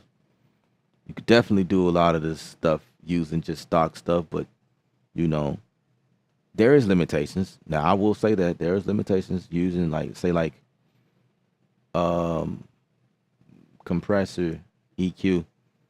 You know, there's some limitations in here. The basic EQ inside of Studio One is not the same as 1176, although you can come close, but it's not the same. You're not going to get the same result because those are two different compressor units, two different circuitry. They doing something totally different. They set up a little different. So yeah, you're going to get like a different result, but you can come close, really, really close. You can. Some compressors are smoother than others. I like 2As on vocals. I like the way it reacts to vocals. 2A versus 1176. Like, I guess it depends on how you set it, but I would slap a 2A on the vocal any day. So I just like the way it sounds. I may use the stock compressor. It just depends. But I will prefer the 2A. I'll put a 2A on bass sometimes. I prefer the 76 on bass. Just because the way I prefer the 76 on guitars. It's the way that it attacks the guitars. You know what I mean? It's like, different. So it's kind of the same thing with, high brand, name brand, Nike versus Reebok. And then you got the Walmart version. If you think about all of that, Nike, Reebok, Walmart, they all serve the same purpose. At the end of the day, they serve the same exact person, the same exact purpose. They all get you somewhere from point A to point B. They all go on your feet. You walk there, you know. But the price comes in play when you start talking about style. If you want to be stylish, then that's when you might spend a little more money. You want to be stylish, walking from here to there, when you can do it from here to there in some Walmart shoes. Same difference. It covers your feet, whatever. But then, there is another thing that comes in play, talking about quality. Quality also play a, obviously Walmart is not gonna be the best quality because it's a cheaper material, and you don't look that fly. You ain't fly. If you want to look fly, you want to have quality, you're going to spend a little bit more money. I like to say, I like to say that I'm Nike with the Walmart price tag. That's how I would say that. That's what I think. That's what I think. Nike with a Walmart price tag. Boy, look at that. Because I like helping people. You know what I'm saying? I like helping people. That's what it is. A Nike with the Walmart price tag and the Walmart attitude. I, you know, that might be the difference. You got some people out here that are Nike, and with the Nike attitude, you know, you know, and it's like, no, I'm good. I'd rather hang over here.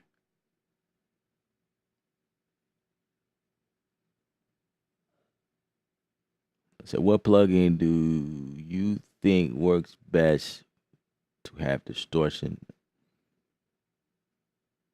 to add distortion to drums? You talking Studio One? If we talking Studio One, then I say the red light. The red light is always good because the red light, even though y'all see me use that a lot, but the red light serves a lot of purposes.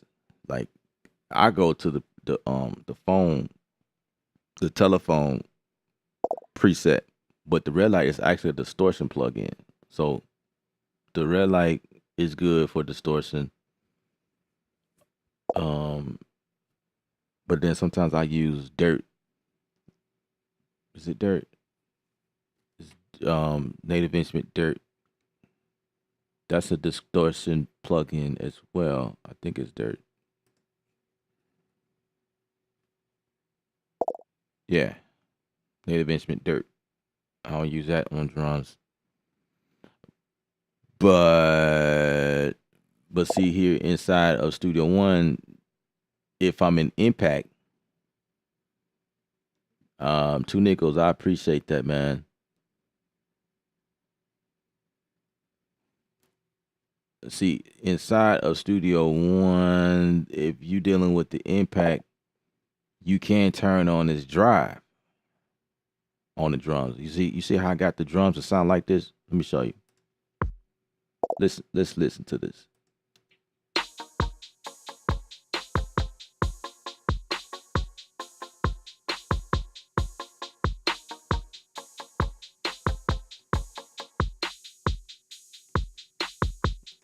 So this kick.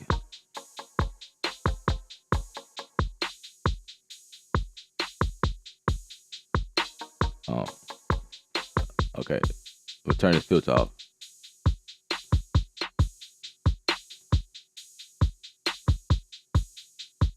You hear that?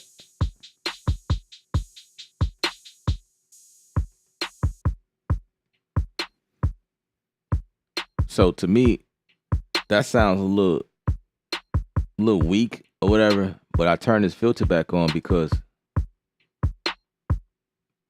well, it's not doing well. Yeah, the punch. I turned the punch up a little bit. That punch is kind of associated with this drive. I'm gonna turn this kick back on. Turn this filter back on. It's like it kind of gave me that filter effect. I got the drive on. Like it's punching through a little bit better in the mix.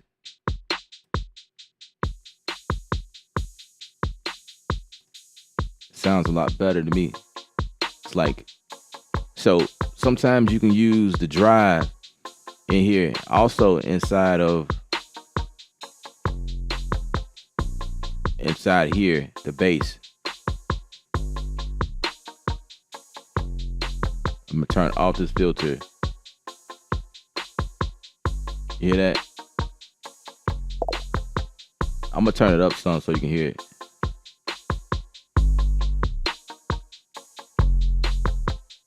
Right, it's okay, but if you wanted to push through the mix, you gotta add some distortion, which is what the drive is. You add that distortion to the signal, so now it's cutting through the mix. That's a trick. That's a technique. You know what I mean? That's what I do. So you can achieve that the same way. You could throw a red light on there and do the same thing. But a lot of times you can do that very same thing with filters inside of that plugin. Sometimes I do that, well, all the time, more times than not. Inside of Massive X, I use this specific preset in there. It's the Mafia 8, and then what happens is I'll go and turn up the drive on there. It's already in Massive, you know, it's already there. So if it's already in the plug, the program, the VST, I would rather just use that versus putting on unless what's going on inside that plug-in, the VST, unless it's not giving me the results that I'm looking for, then I'll go and grab third party or whatever.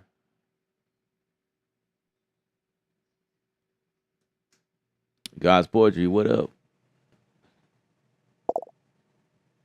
Yeah, it made it stick out more punchy. Yeah, I seen it use that Mafia 8. Yup. Mafia 8 is serious. Mafia 8, man. That's a cool preset. Filter and punch took that hiss artifact out of the kick and cleans it up. Also puts that frequency way out of the mids and high band. Yeah, I mean it yeah. It just depends on the settings, you know. It just so happens in this instant the type of kick, because sometimes if you got a kick that has a lot more noise in there, you might have to do something extra. Also, like we're dealing with distortion, you gotta be careful when you add distortion to a signal. You're distorting that signal, so it's going to, you see, distortion. Distortion is good and bad, right?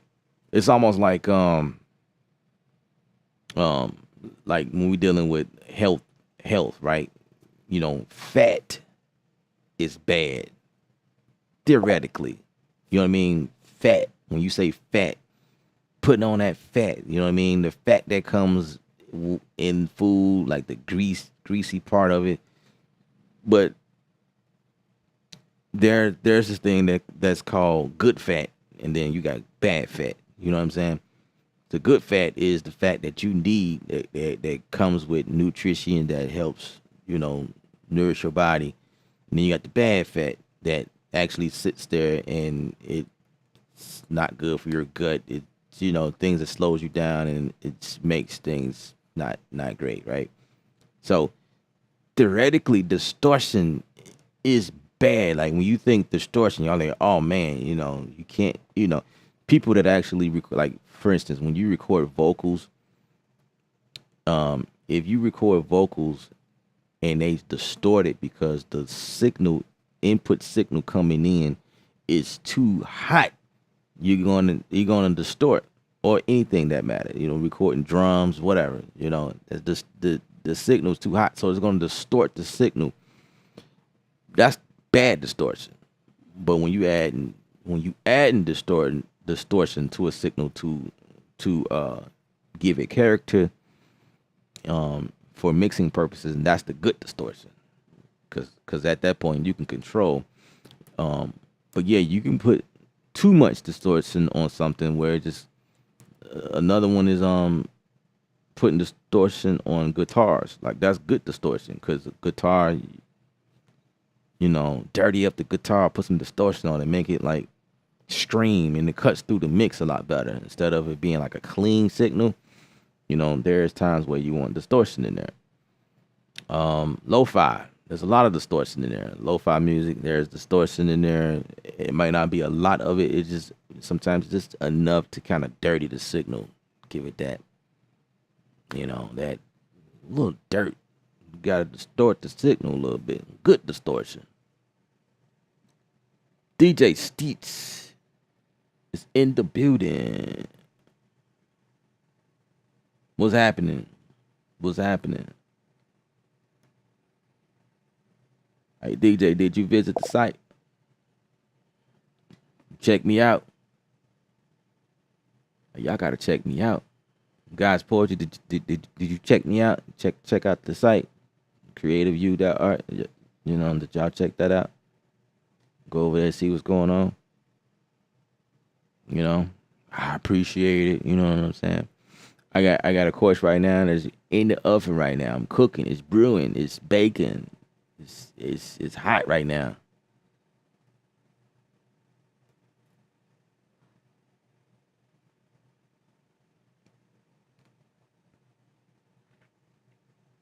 Thumbs up on the video if you guys are just joining. Subscribe. Consider subscribing to the channel. I really appreciate it.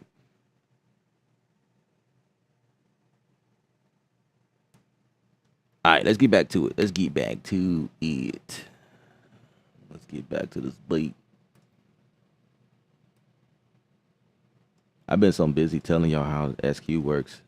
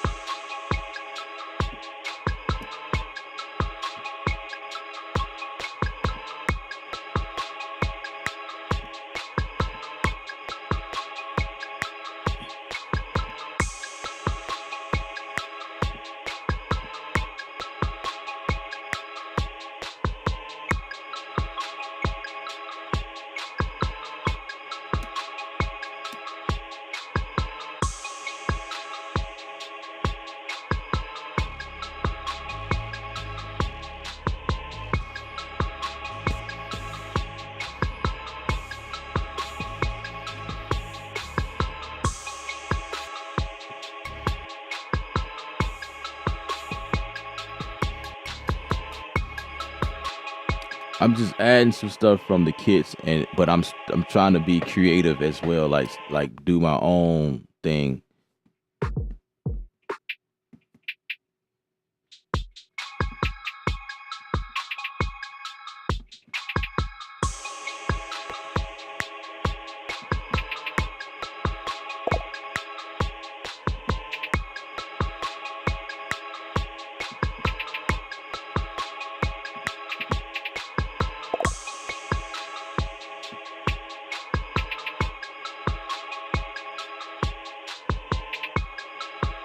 Show y'all how y'all can use the SQ with this.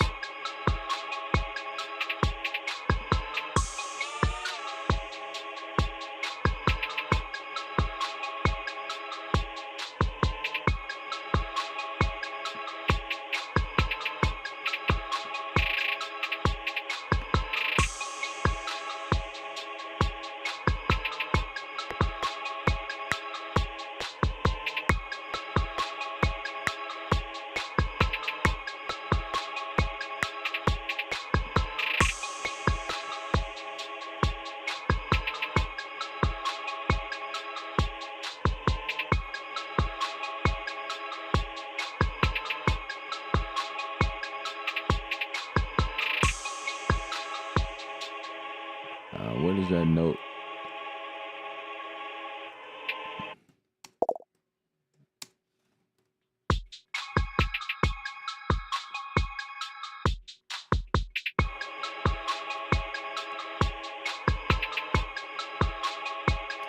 So we're recording stuff right now in part modes.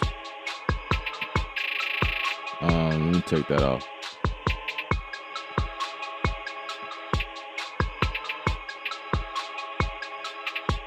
What would be nice is if I can hold a pad like I can in Machine and those things pop up like it did originally, but it's not popping up. That's like something only that you can do inside of the pattern mode. That's what it looks like, because I want to be able to like change the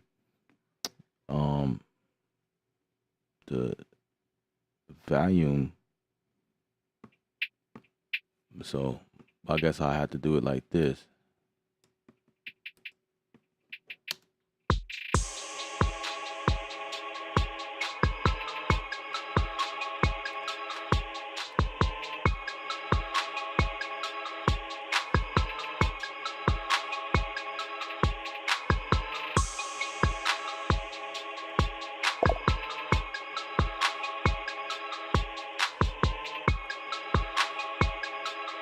So you can mix from here too.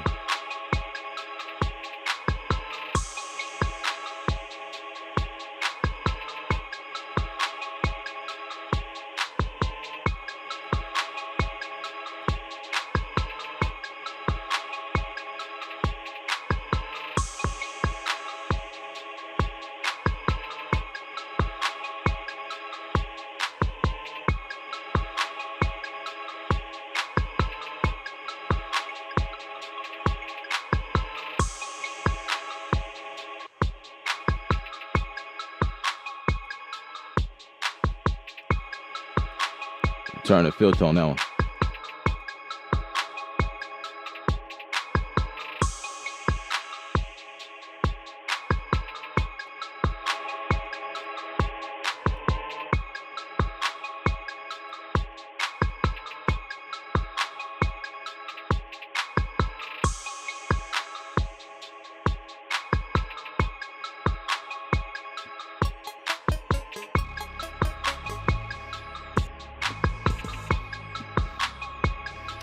So some of the kits come in. So the cool thing about the Atom Pad is that if you're using the presets that's coming out of Sphere, they are getting into setting this thing up where everything has like a color code system to it. So it seems like this section, and I mean things are set up like split by sections anyway. You got this little line here. It's like, yeah, the first four, the second four, the fourth, the third, fourth, you know what I mean? everything is split by 4 sections, right? So I'm just looking. This feels like it's the entire mix. Drum mix, full mix, music mix. It just seems like they setting things up like that. So that's the bass. That's the bass 2. That's another bass. So these both are plucks. And you can always change the color of this if you want to. Just go here and just say, hey, I want you to change this to a green instead, or blue instead. So now you got, you can do whatever you want. Anyway,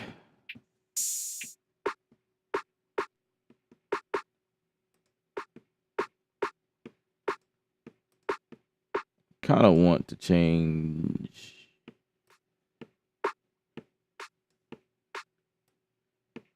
Maybe I could do that.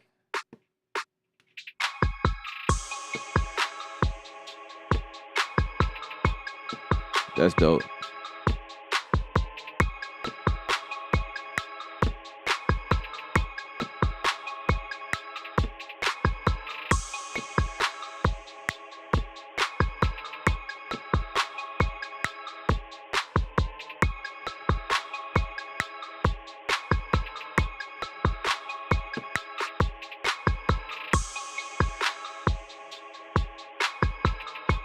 I'm gonna just take these, quantize that.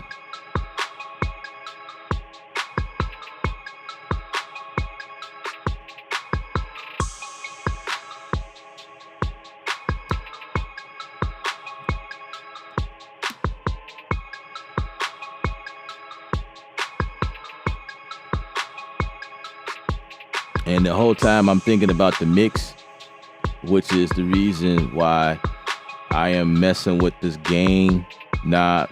So it's different for each, because each of these pads has different volume levels, or, in theory, the way it sounds. So some is too loud, so you just got to go in and turn the amp down. So, I'm doing the mix on fly.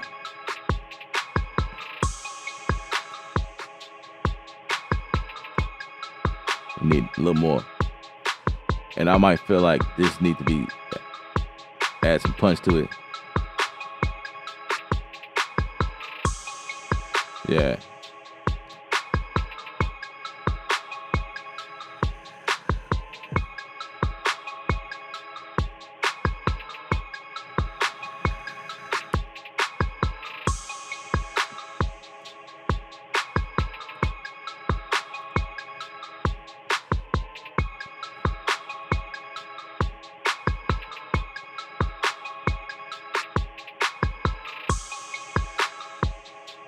And we haven't really started adding any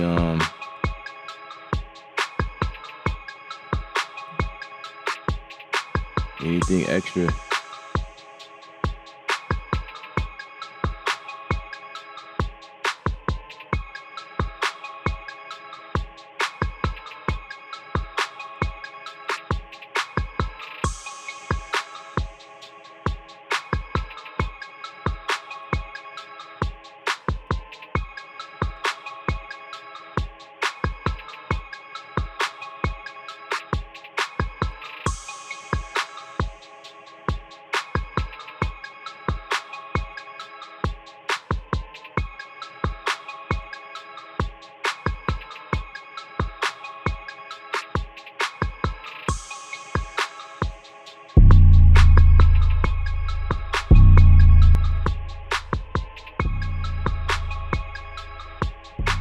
Add this to sample 1. Ooh.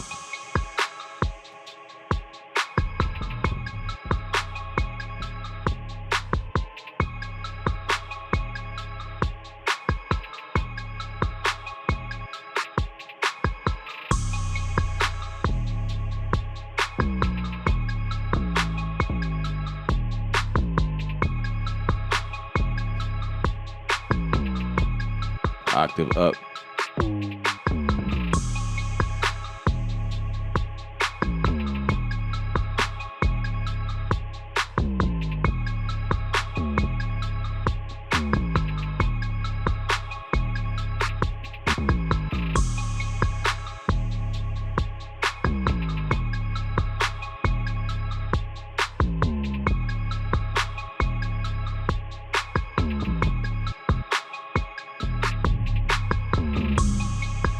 fix mine.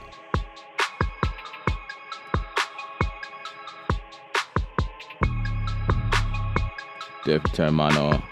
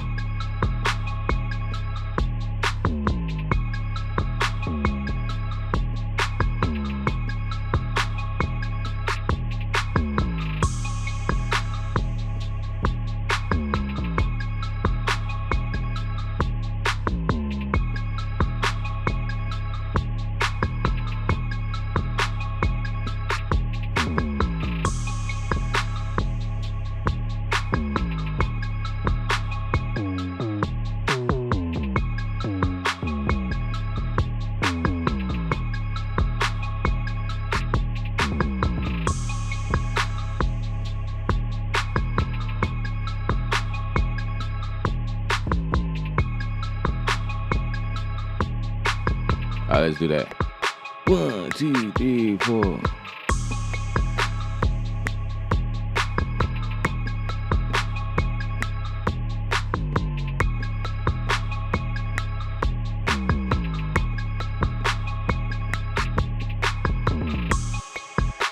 right.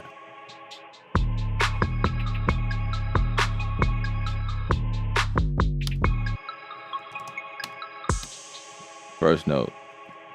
It's always a problem.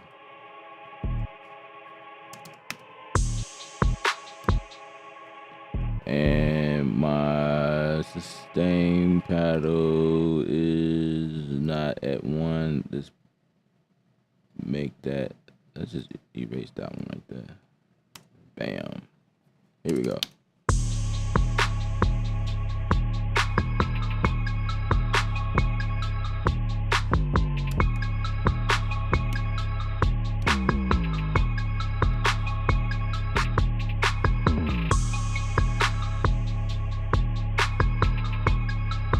Right. Now, let's add a little distortion to it.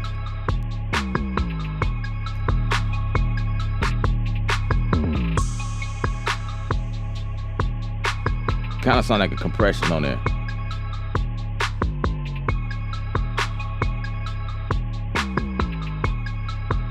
Yeah.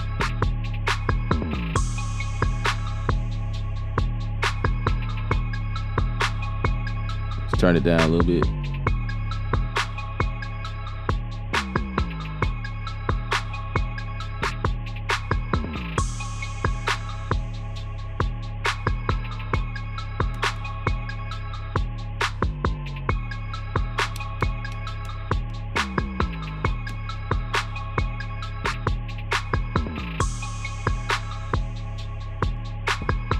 Take that X one out of there.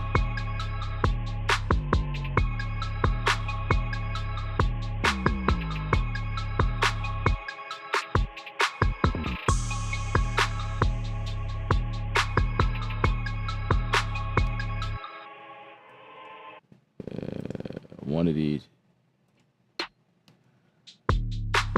I'm gonna replace that snare with something else. I need a little more. That's a little bit more. I like my snares to pop, man.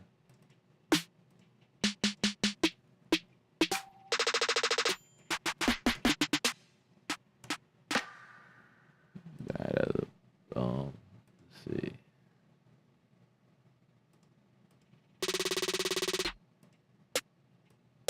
Yeah, right there. So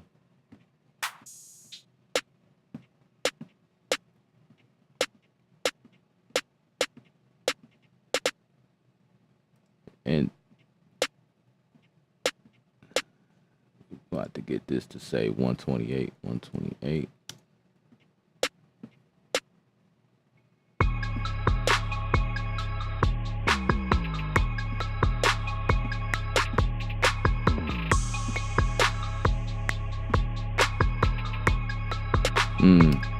Do that again.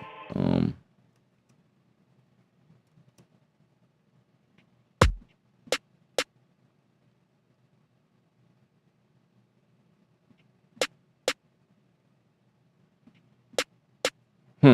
okay.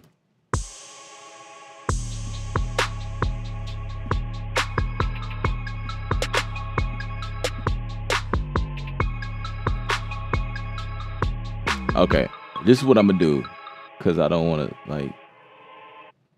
So this one right here, this one is gonna be a new variation. So since we working with patterns right now. So let's see, variation, new variation. No, duplicate the variation. That's what I want to do. So for that second part, we're gonna. So this is so we can keep it going. All right, 1, 2, 3, 4.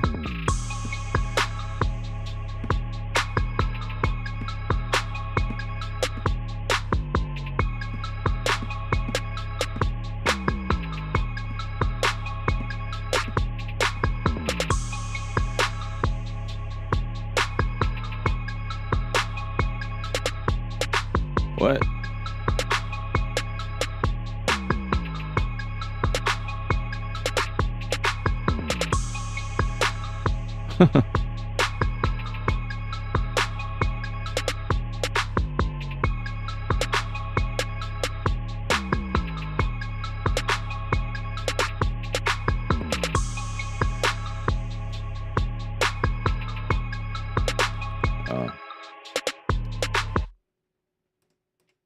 Sometimes these things happen.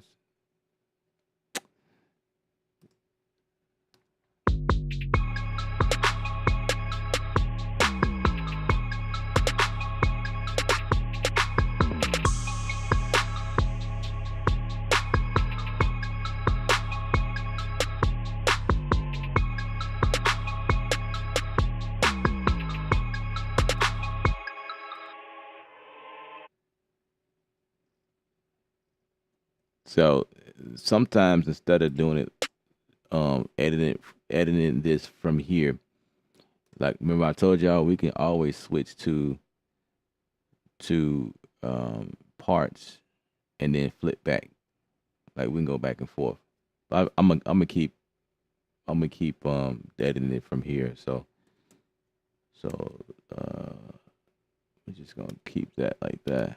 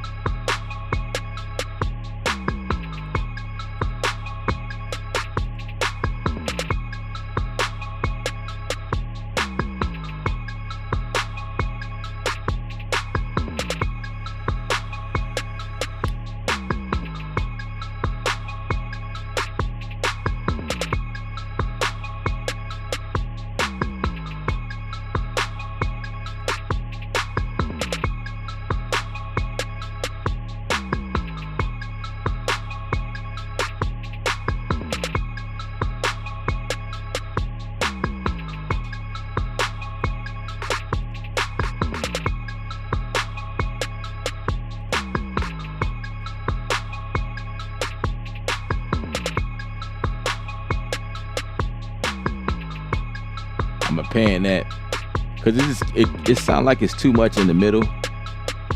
Now it just kind of give it a good stereo.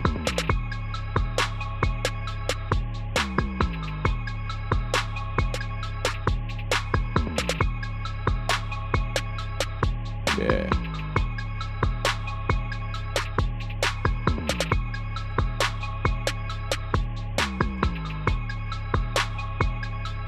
There's something else that's bothering me.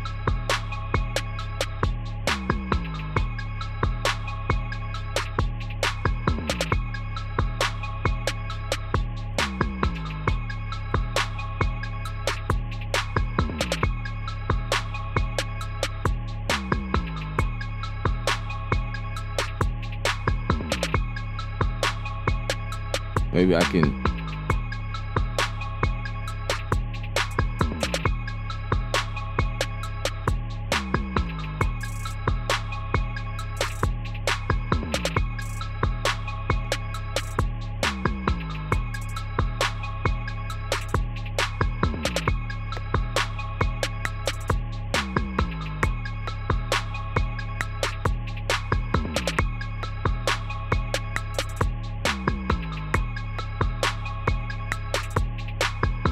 Little variation to it, you know what I mean? And come here and fix it.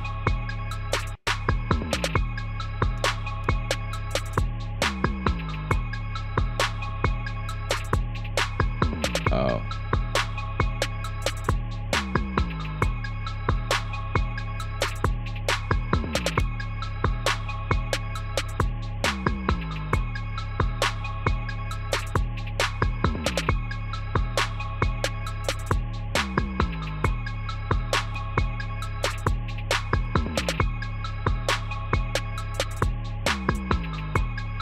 What is that about?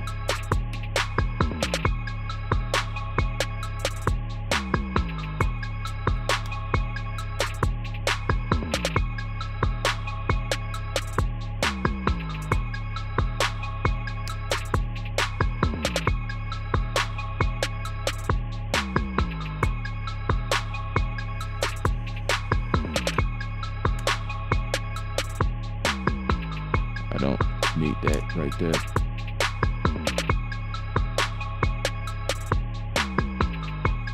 Don't need that.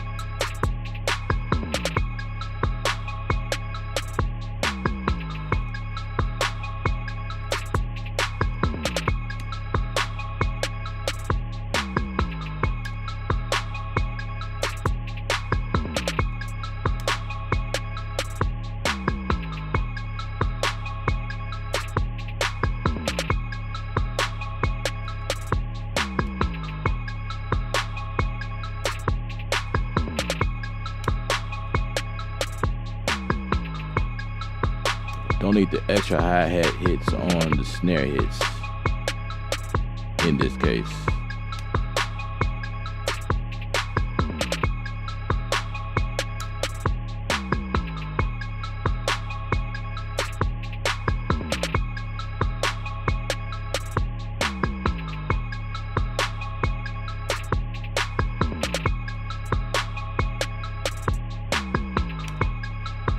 I want to pitch bend that actually.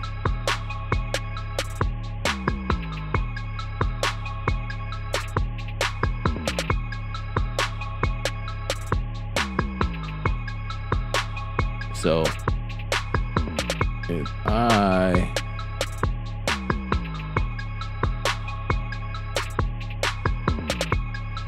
take this to knob 2,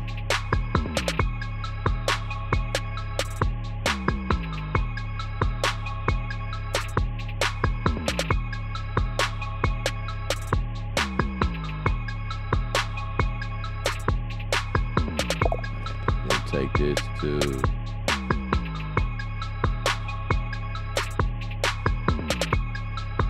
knob 2.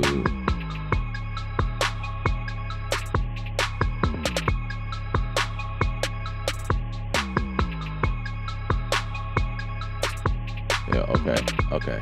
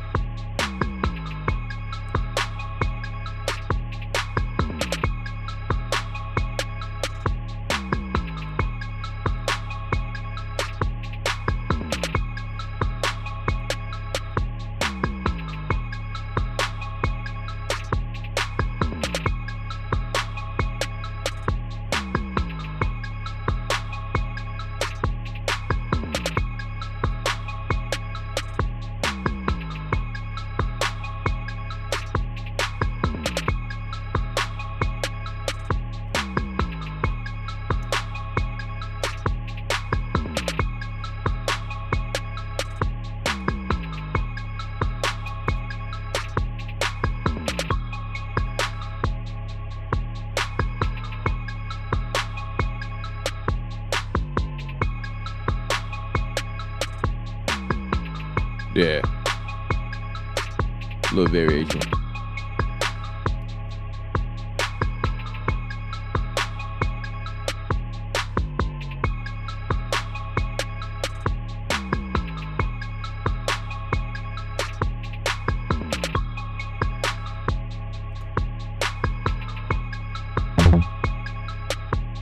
Turn up low key.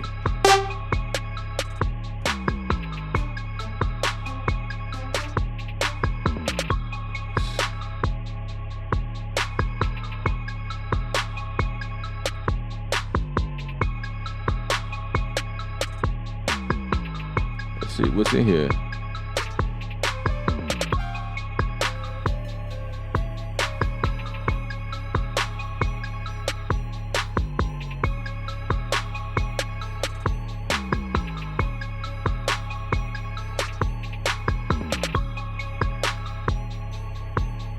See, stuff like this is too easy.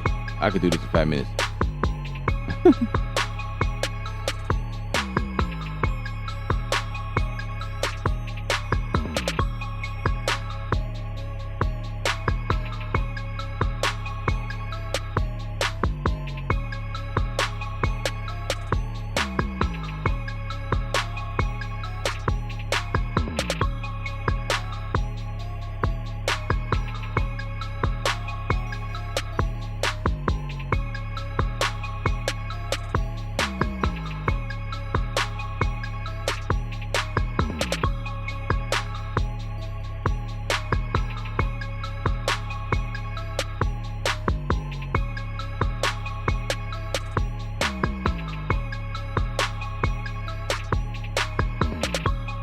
See, that's easy. Hey.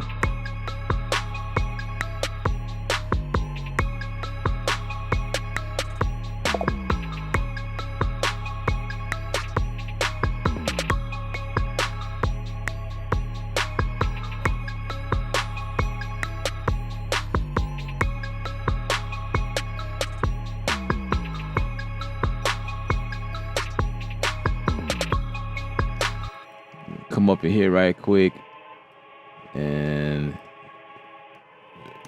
quantize this, and then go after macros, delete double notes, and I made a boo-boo second time around. It was right here.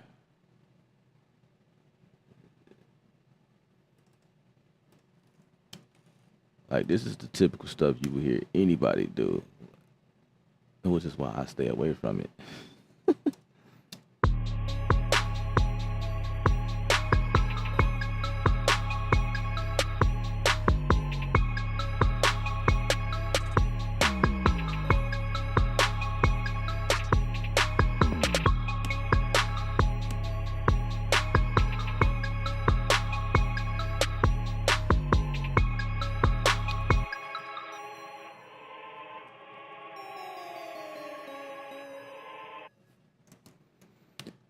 Okay.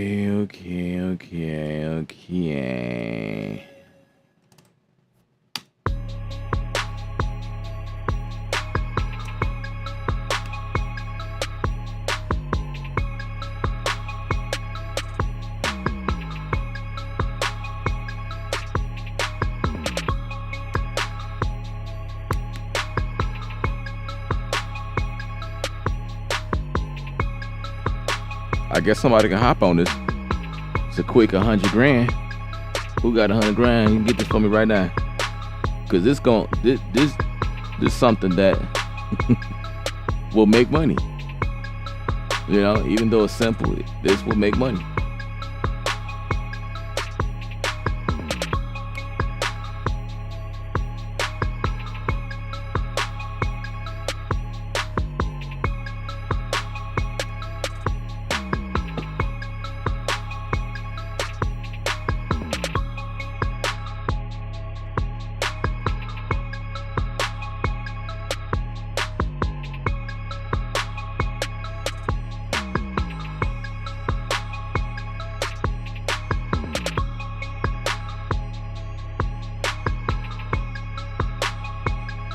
Sounds cool though.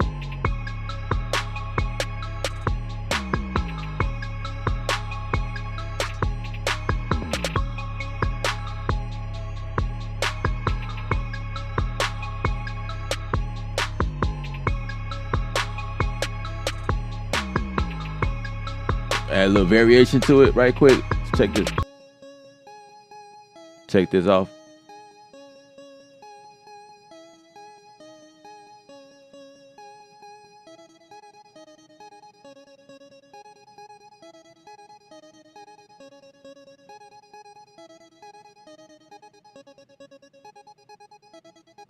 Oh.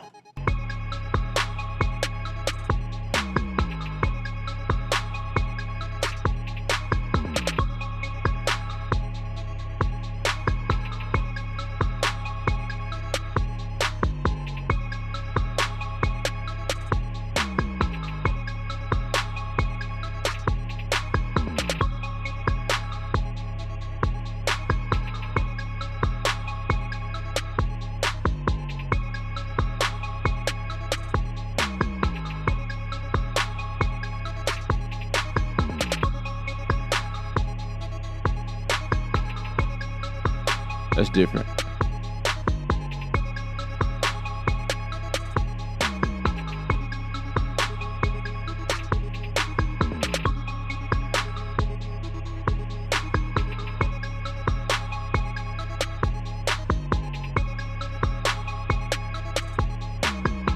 All right, what if we did that? What if we did that?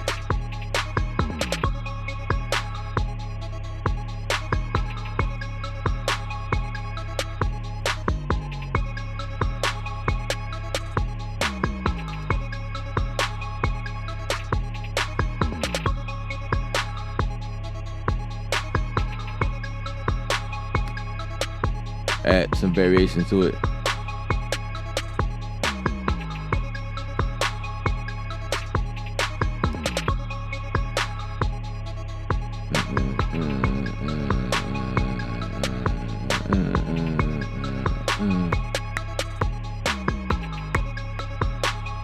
Oh, wait a minute. Let's do this. Let's do it. Let's do that.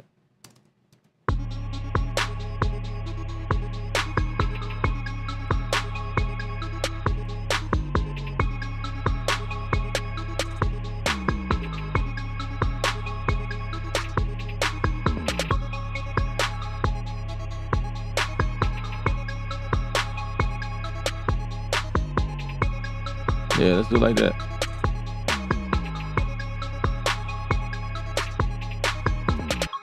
All right, turn it back to read.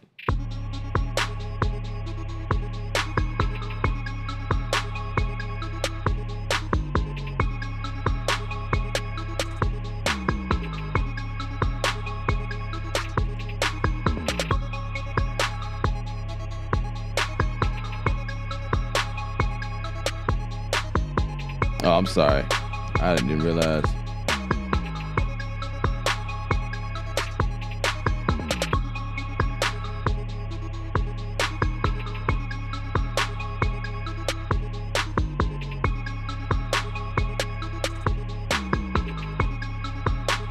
So,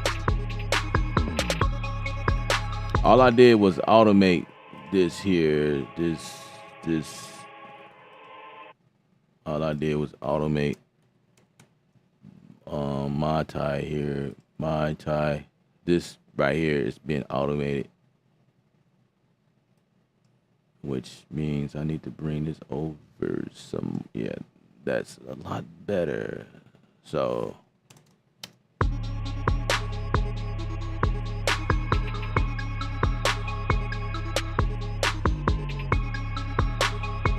and then this go to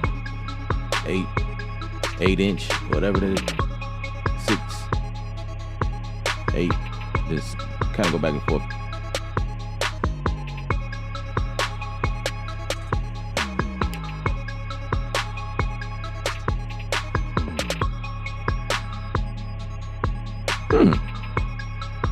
I've never touched that button. That's kind of cool.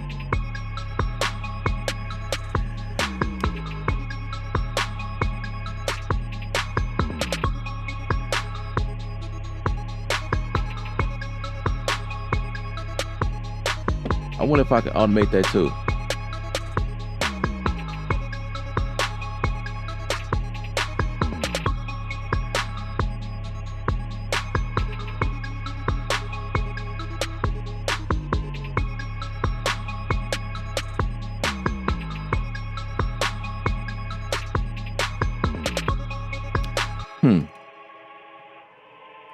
Okay, let's automate that. I like how that sounds.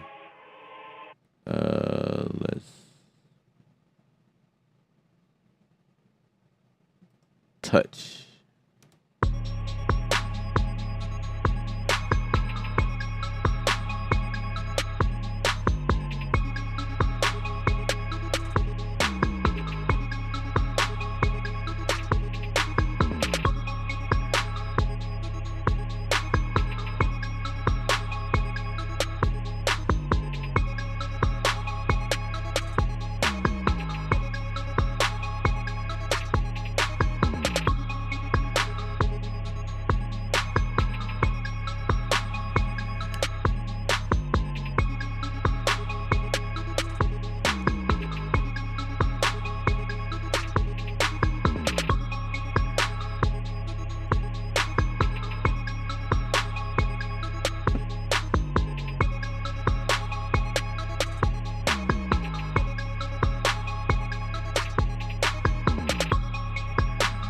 I want to do the opposite right there. Let's bring this one down.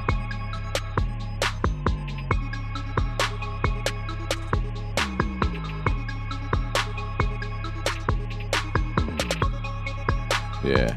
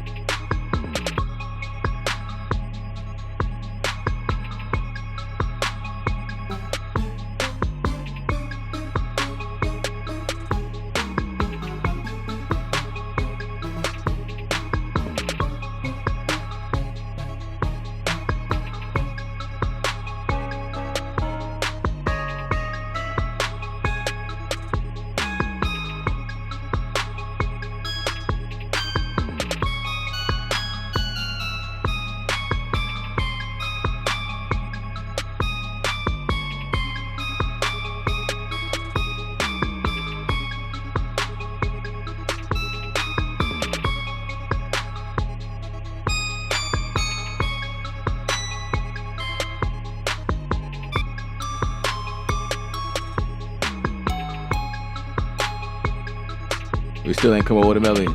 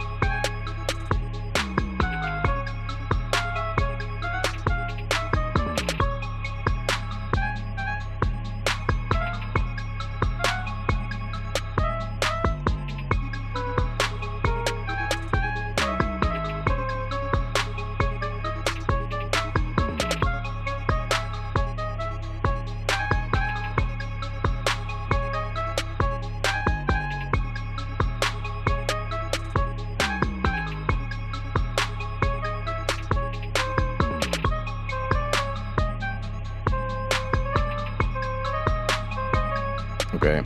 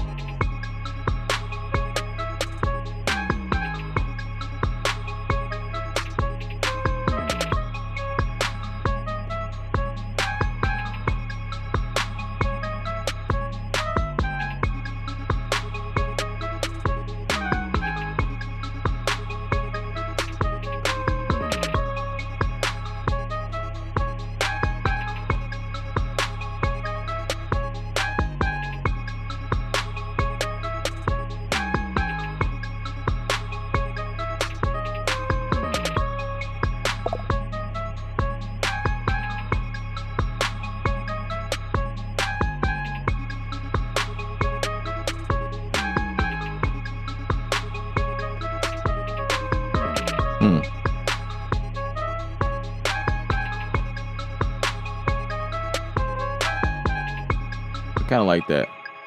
All right. 1, 2, 3, 4.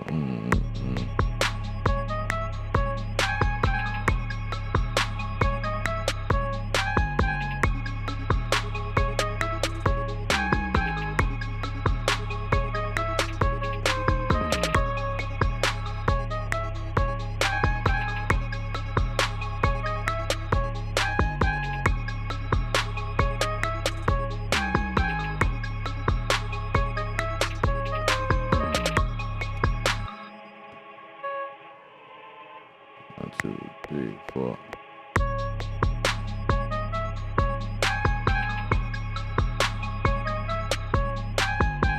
Now, let's put some reverb on it.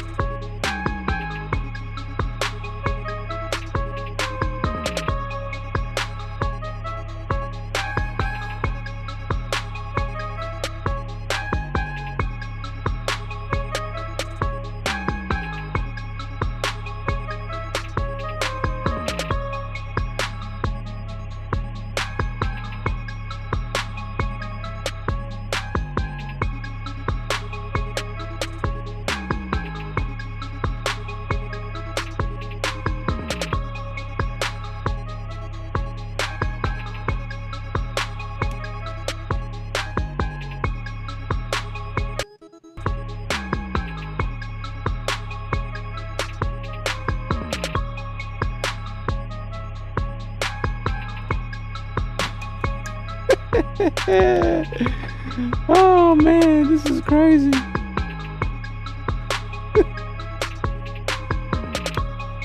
Yeah, so that's my me working coming up with something with the SQ. I'll finish it if somebody want it. But that's what it is. That's what it is. That's what it is. Audio NY.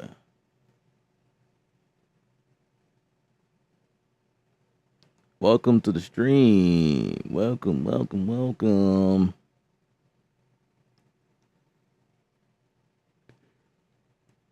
Yeah. So I don't really do dark trap. It's not my style. But I can do it. You know what I mean? It's like if somebody came to me, hey man, can you make something like this? Then I'll do it. I've made this stuff before, like plenty of times, but it's not something I like to create. Like, cause it's just so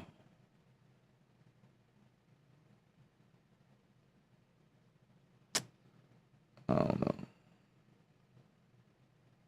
know. I don't know. It's just not my style. It's not me. Now, if this was the goal on the stream, let's see how long we've been on the stream. We've been on here for 3 hours. Most of the time, I've been showing you guys how Adam works and how it's cool if you see the value, right? That's most time. But I could have came up with this in less than 15 minutes. Now we at what, 3 hours?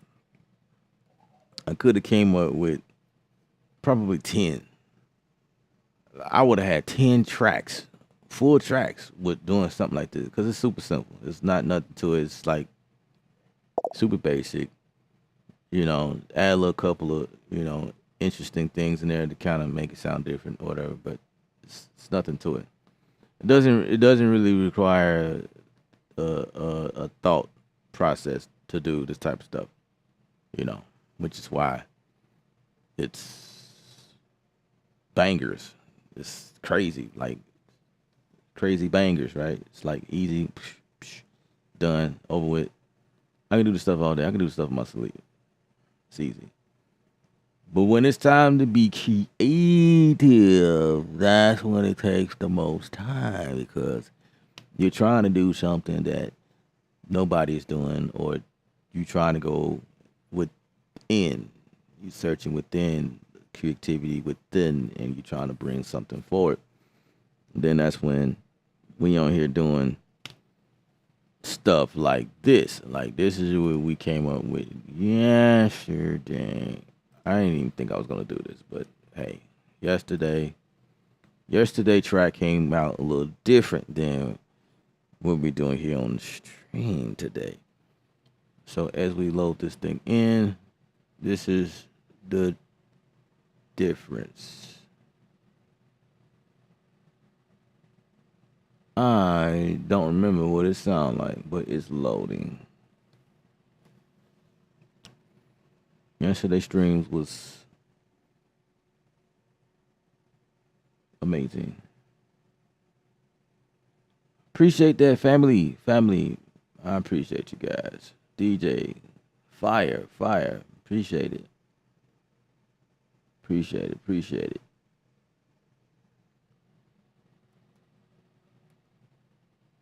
Studio One is still loading. Wait a second. 148. Okay, 148. And that the load time is what tells you why it's so different, so crazy. This is what we came up with yesterday.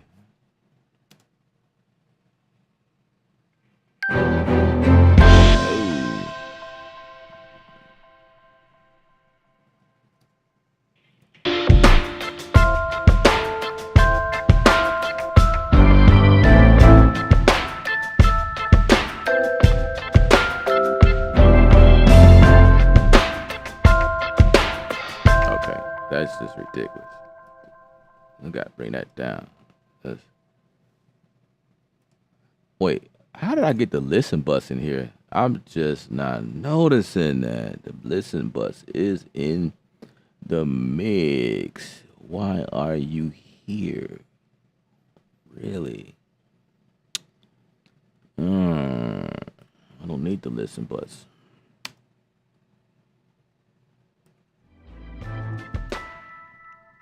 Okay, whatever.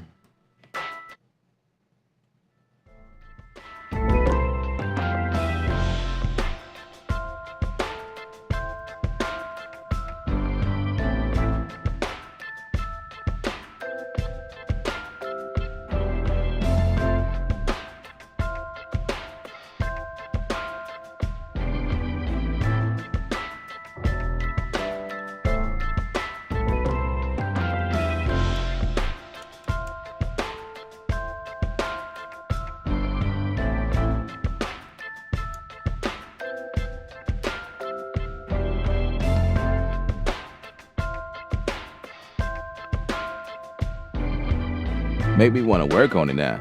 Like, I want to do some more. I want to tighten it up.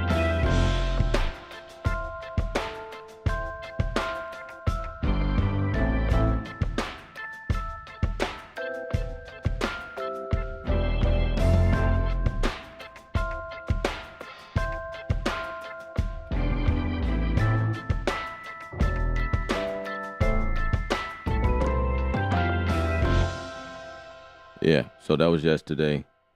I'm gonna stop there because then I'll pull up all of the sessions.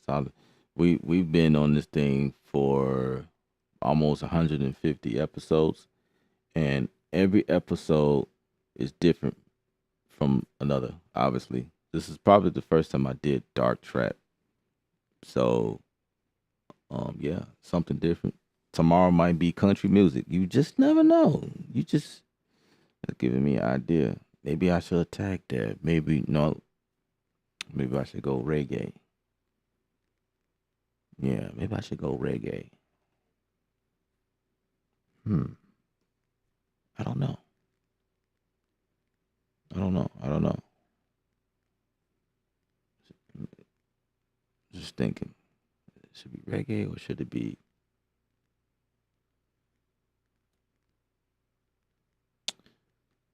I don't know. I don't know. Hmm. I don't know.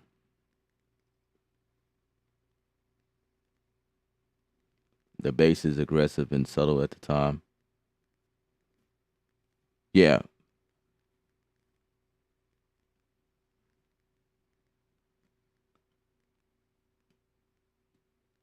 If you talking about the joint I just played, like just now, yeah, cause like um,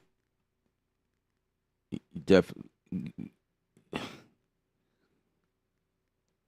you've been watching me for a while, and you know, like I move around a lot. Like bass lines usually fill up the song, right? I'm always because I'll spend some time like making, doing stuff, connect dots, just make it sound sweet. But in this project right here, it needs to be. It's just the way that the song is rocking. It's like it has to be. It should be simple. You know what I mean? Like it has to roll with the chop. The song is in pocket. It's one of those. It's one of those songs that like a Jay Z. You kind of hear Jay Z on it a little bit. In my opinion, that's just me. Um, I need to just clean it up and make it. Bring it forward. Um, but yeah, it's like one of those things where you hear like or someone like Jay Z going in, and you don't want the bass line, the bass notes to be busy, too busy. Something like this. It's just keep it simple. There's you ever heard the term there's a place there's a time and a place for everything. So this is like one of those things. Um, Being a producer, beat maker, it really don't matter at this point. Whichever hat that you wear, you have to know when and when not to do stuff. You know what I'm saying? So this is like one of those things. Like being a seasoned music person, you just know when to do certain things, when to fall back.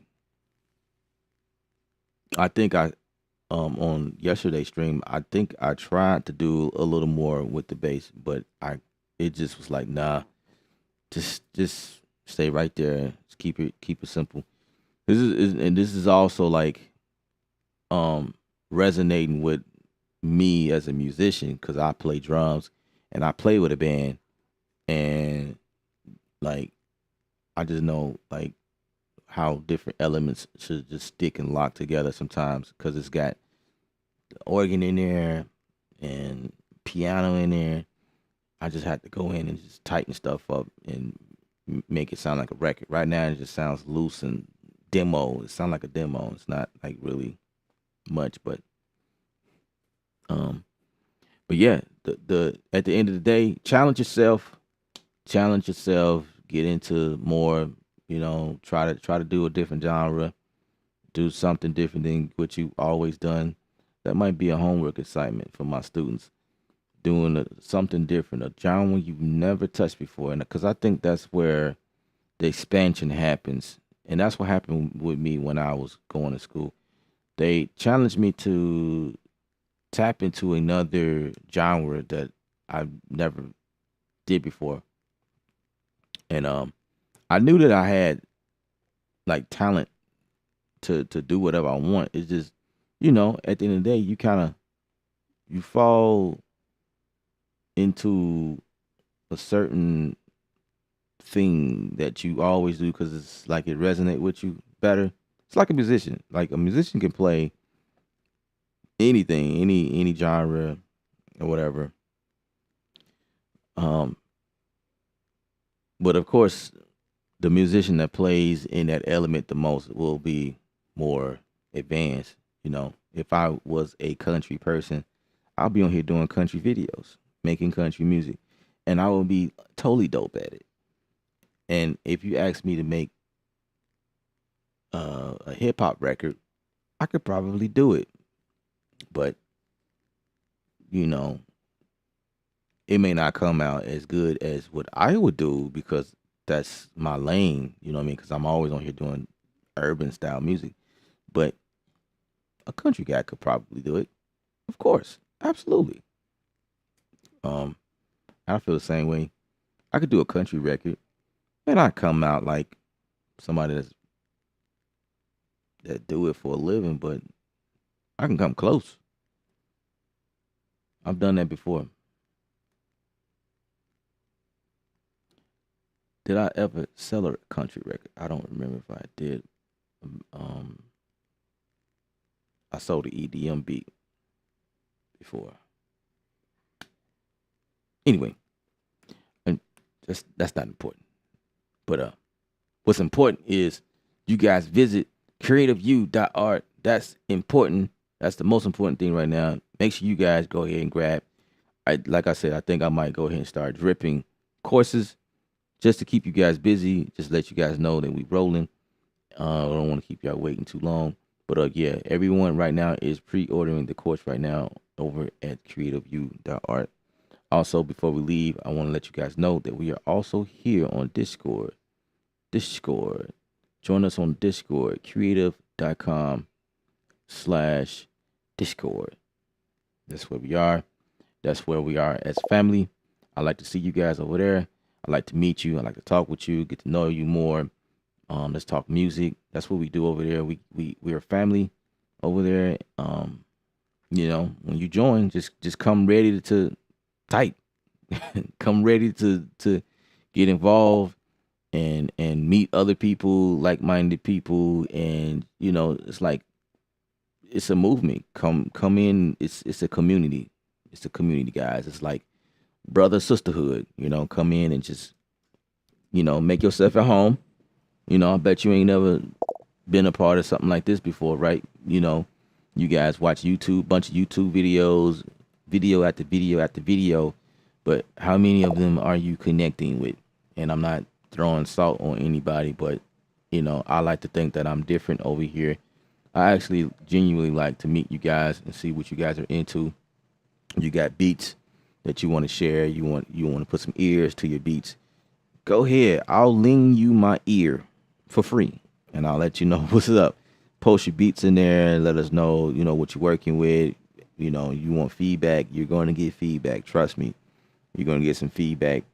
And sometimes I like to take one of y'all music, and go live and like put my approach on music. Mello know what's up. Two Nickels knows what's up. 803 know what's up. I think those are the three I've done so far on the stream. I'll take their music and what would Ellip do? And so that is what transpired so far in the Discord channel, listening to some beats or whatever. And I'm like, oh, I like this. I would like to take this and see what I could do with this, So that's what it is. That's how the cookie crumbles. Just having fun, Just having fun.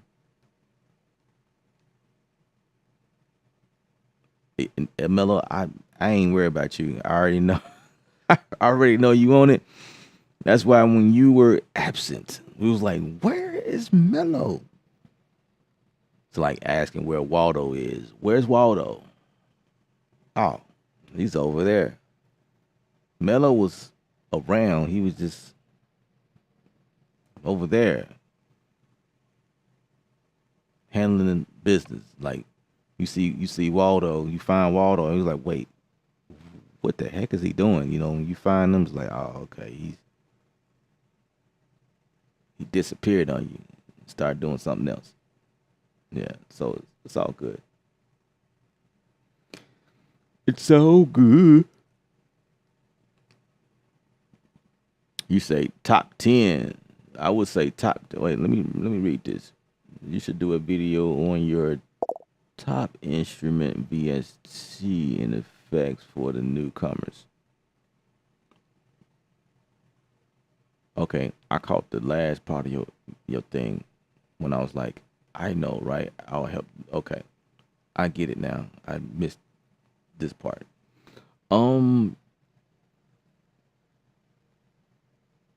I could do that. I can do that. I gotta think. What is my top 10?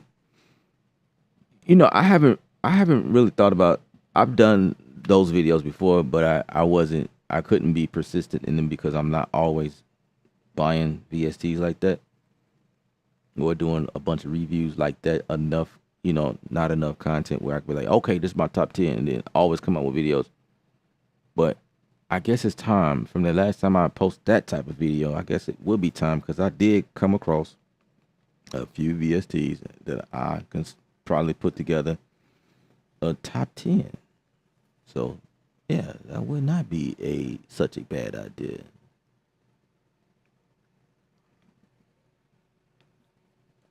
Yeah, top 10 inch VST and effects. Yeah. I guess I could get that together. Top 10 instruments, top 10 effects. Yeah. I think I could do that. I had to write down this concept. Anyway, creativeview.art. That's where we go and learn more about this music. Because at the end of the day, you know, building your craft and becoming a better beat maker, a better music producer is what it's all about. And then we come in Discord and we talk about it. You know what I mean? We talk about those things. So, and we talk about a lot of other things too. So, yeah. I welcome female producers as well. You know, it would be nice to have female producers join. There's a couple of female on the site, the university site that's taking the courses. So I was excited about that. So I welcome. We are women friendly. This is not just a male dominant area, although that's seemed to be true. But I welcome female producers because, you know, I know you out there, you know, and I like feedback from women. Every once in a while we have a female come on the comments and, you know, say some things, whatever. But, you know, I welcome that because, you know, women got heat too. They got fire too, you know. Well, I welcome it all. Everybody's welcome. Don't matter your culture, background, anything. Like, that doesn't matter. Music is music. Music is one language. All of us, most of us can talk that language. So, there you have it. There you have it. We're going to end the stream here. I have fun. My name is Ella once again. Creative Sound, Creative University.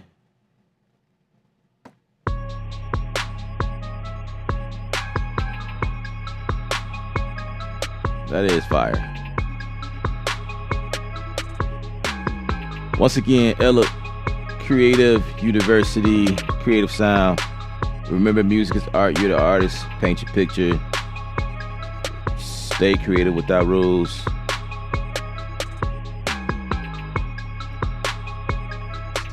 Don't forget to grab the courses. The course Studio One Fresh Start. That's the one. Pre-order that because the price is going back up. $25 right now. So, all right, guys.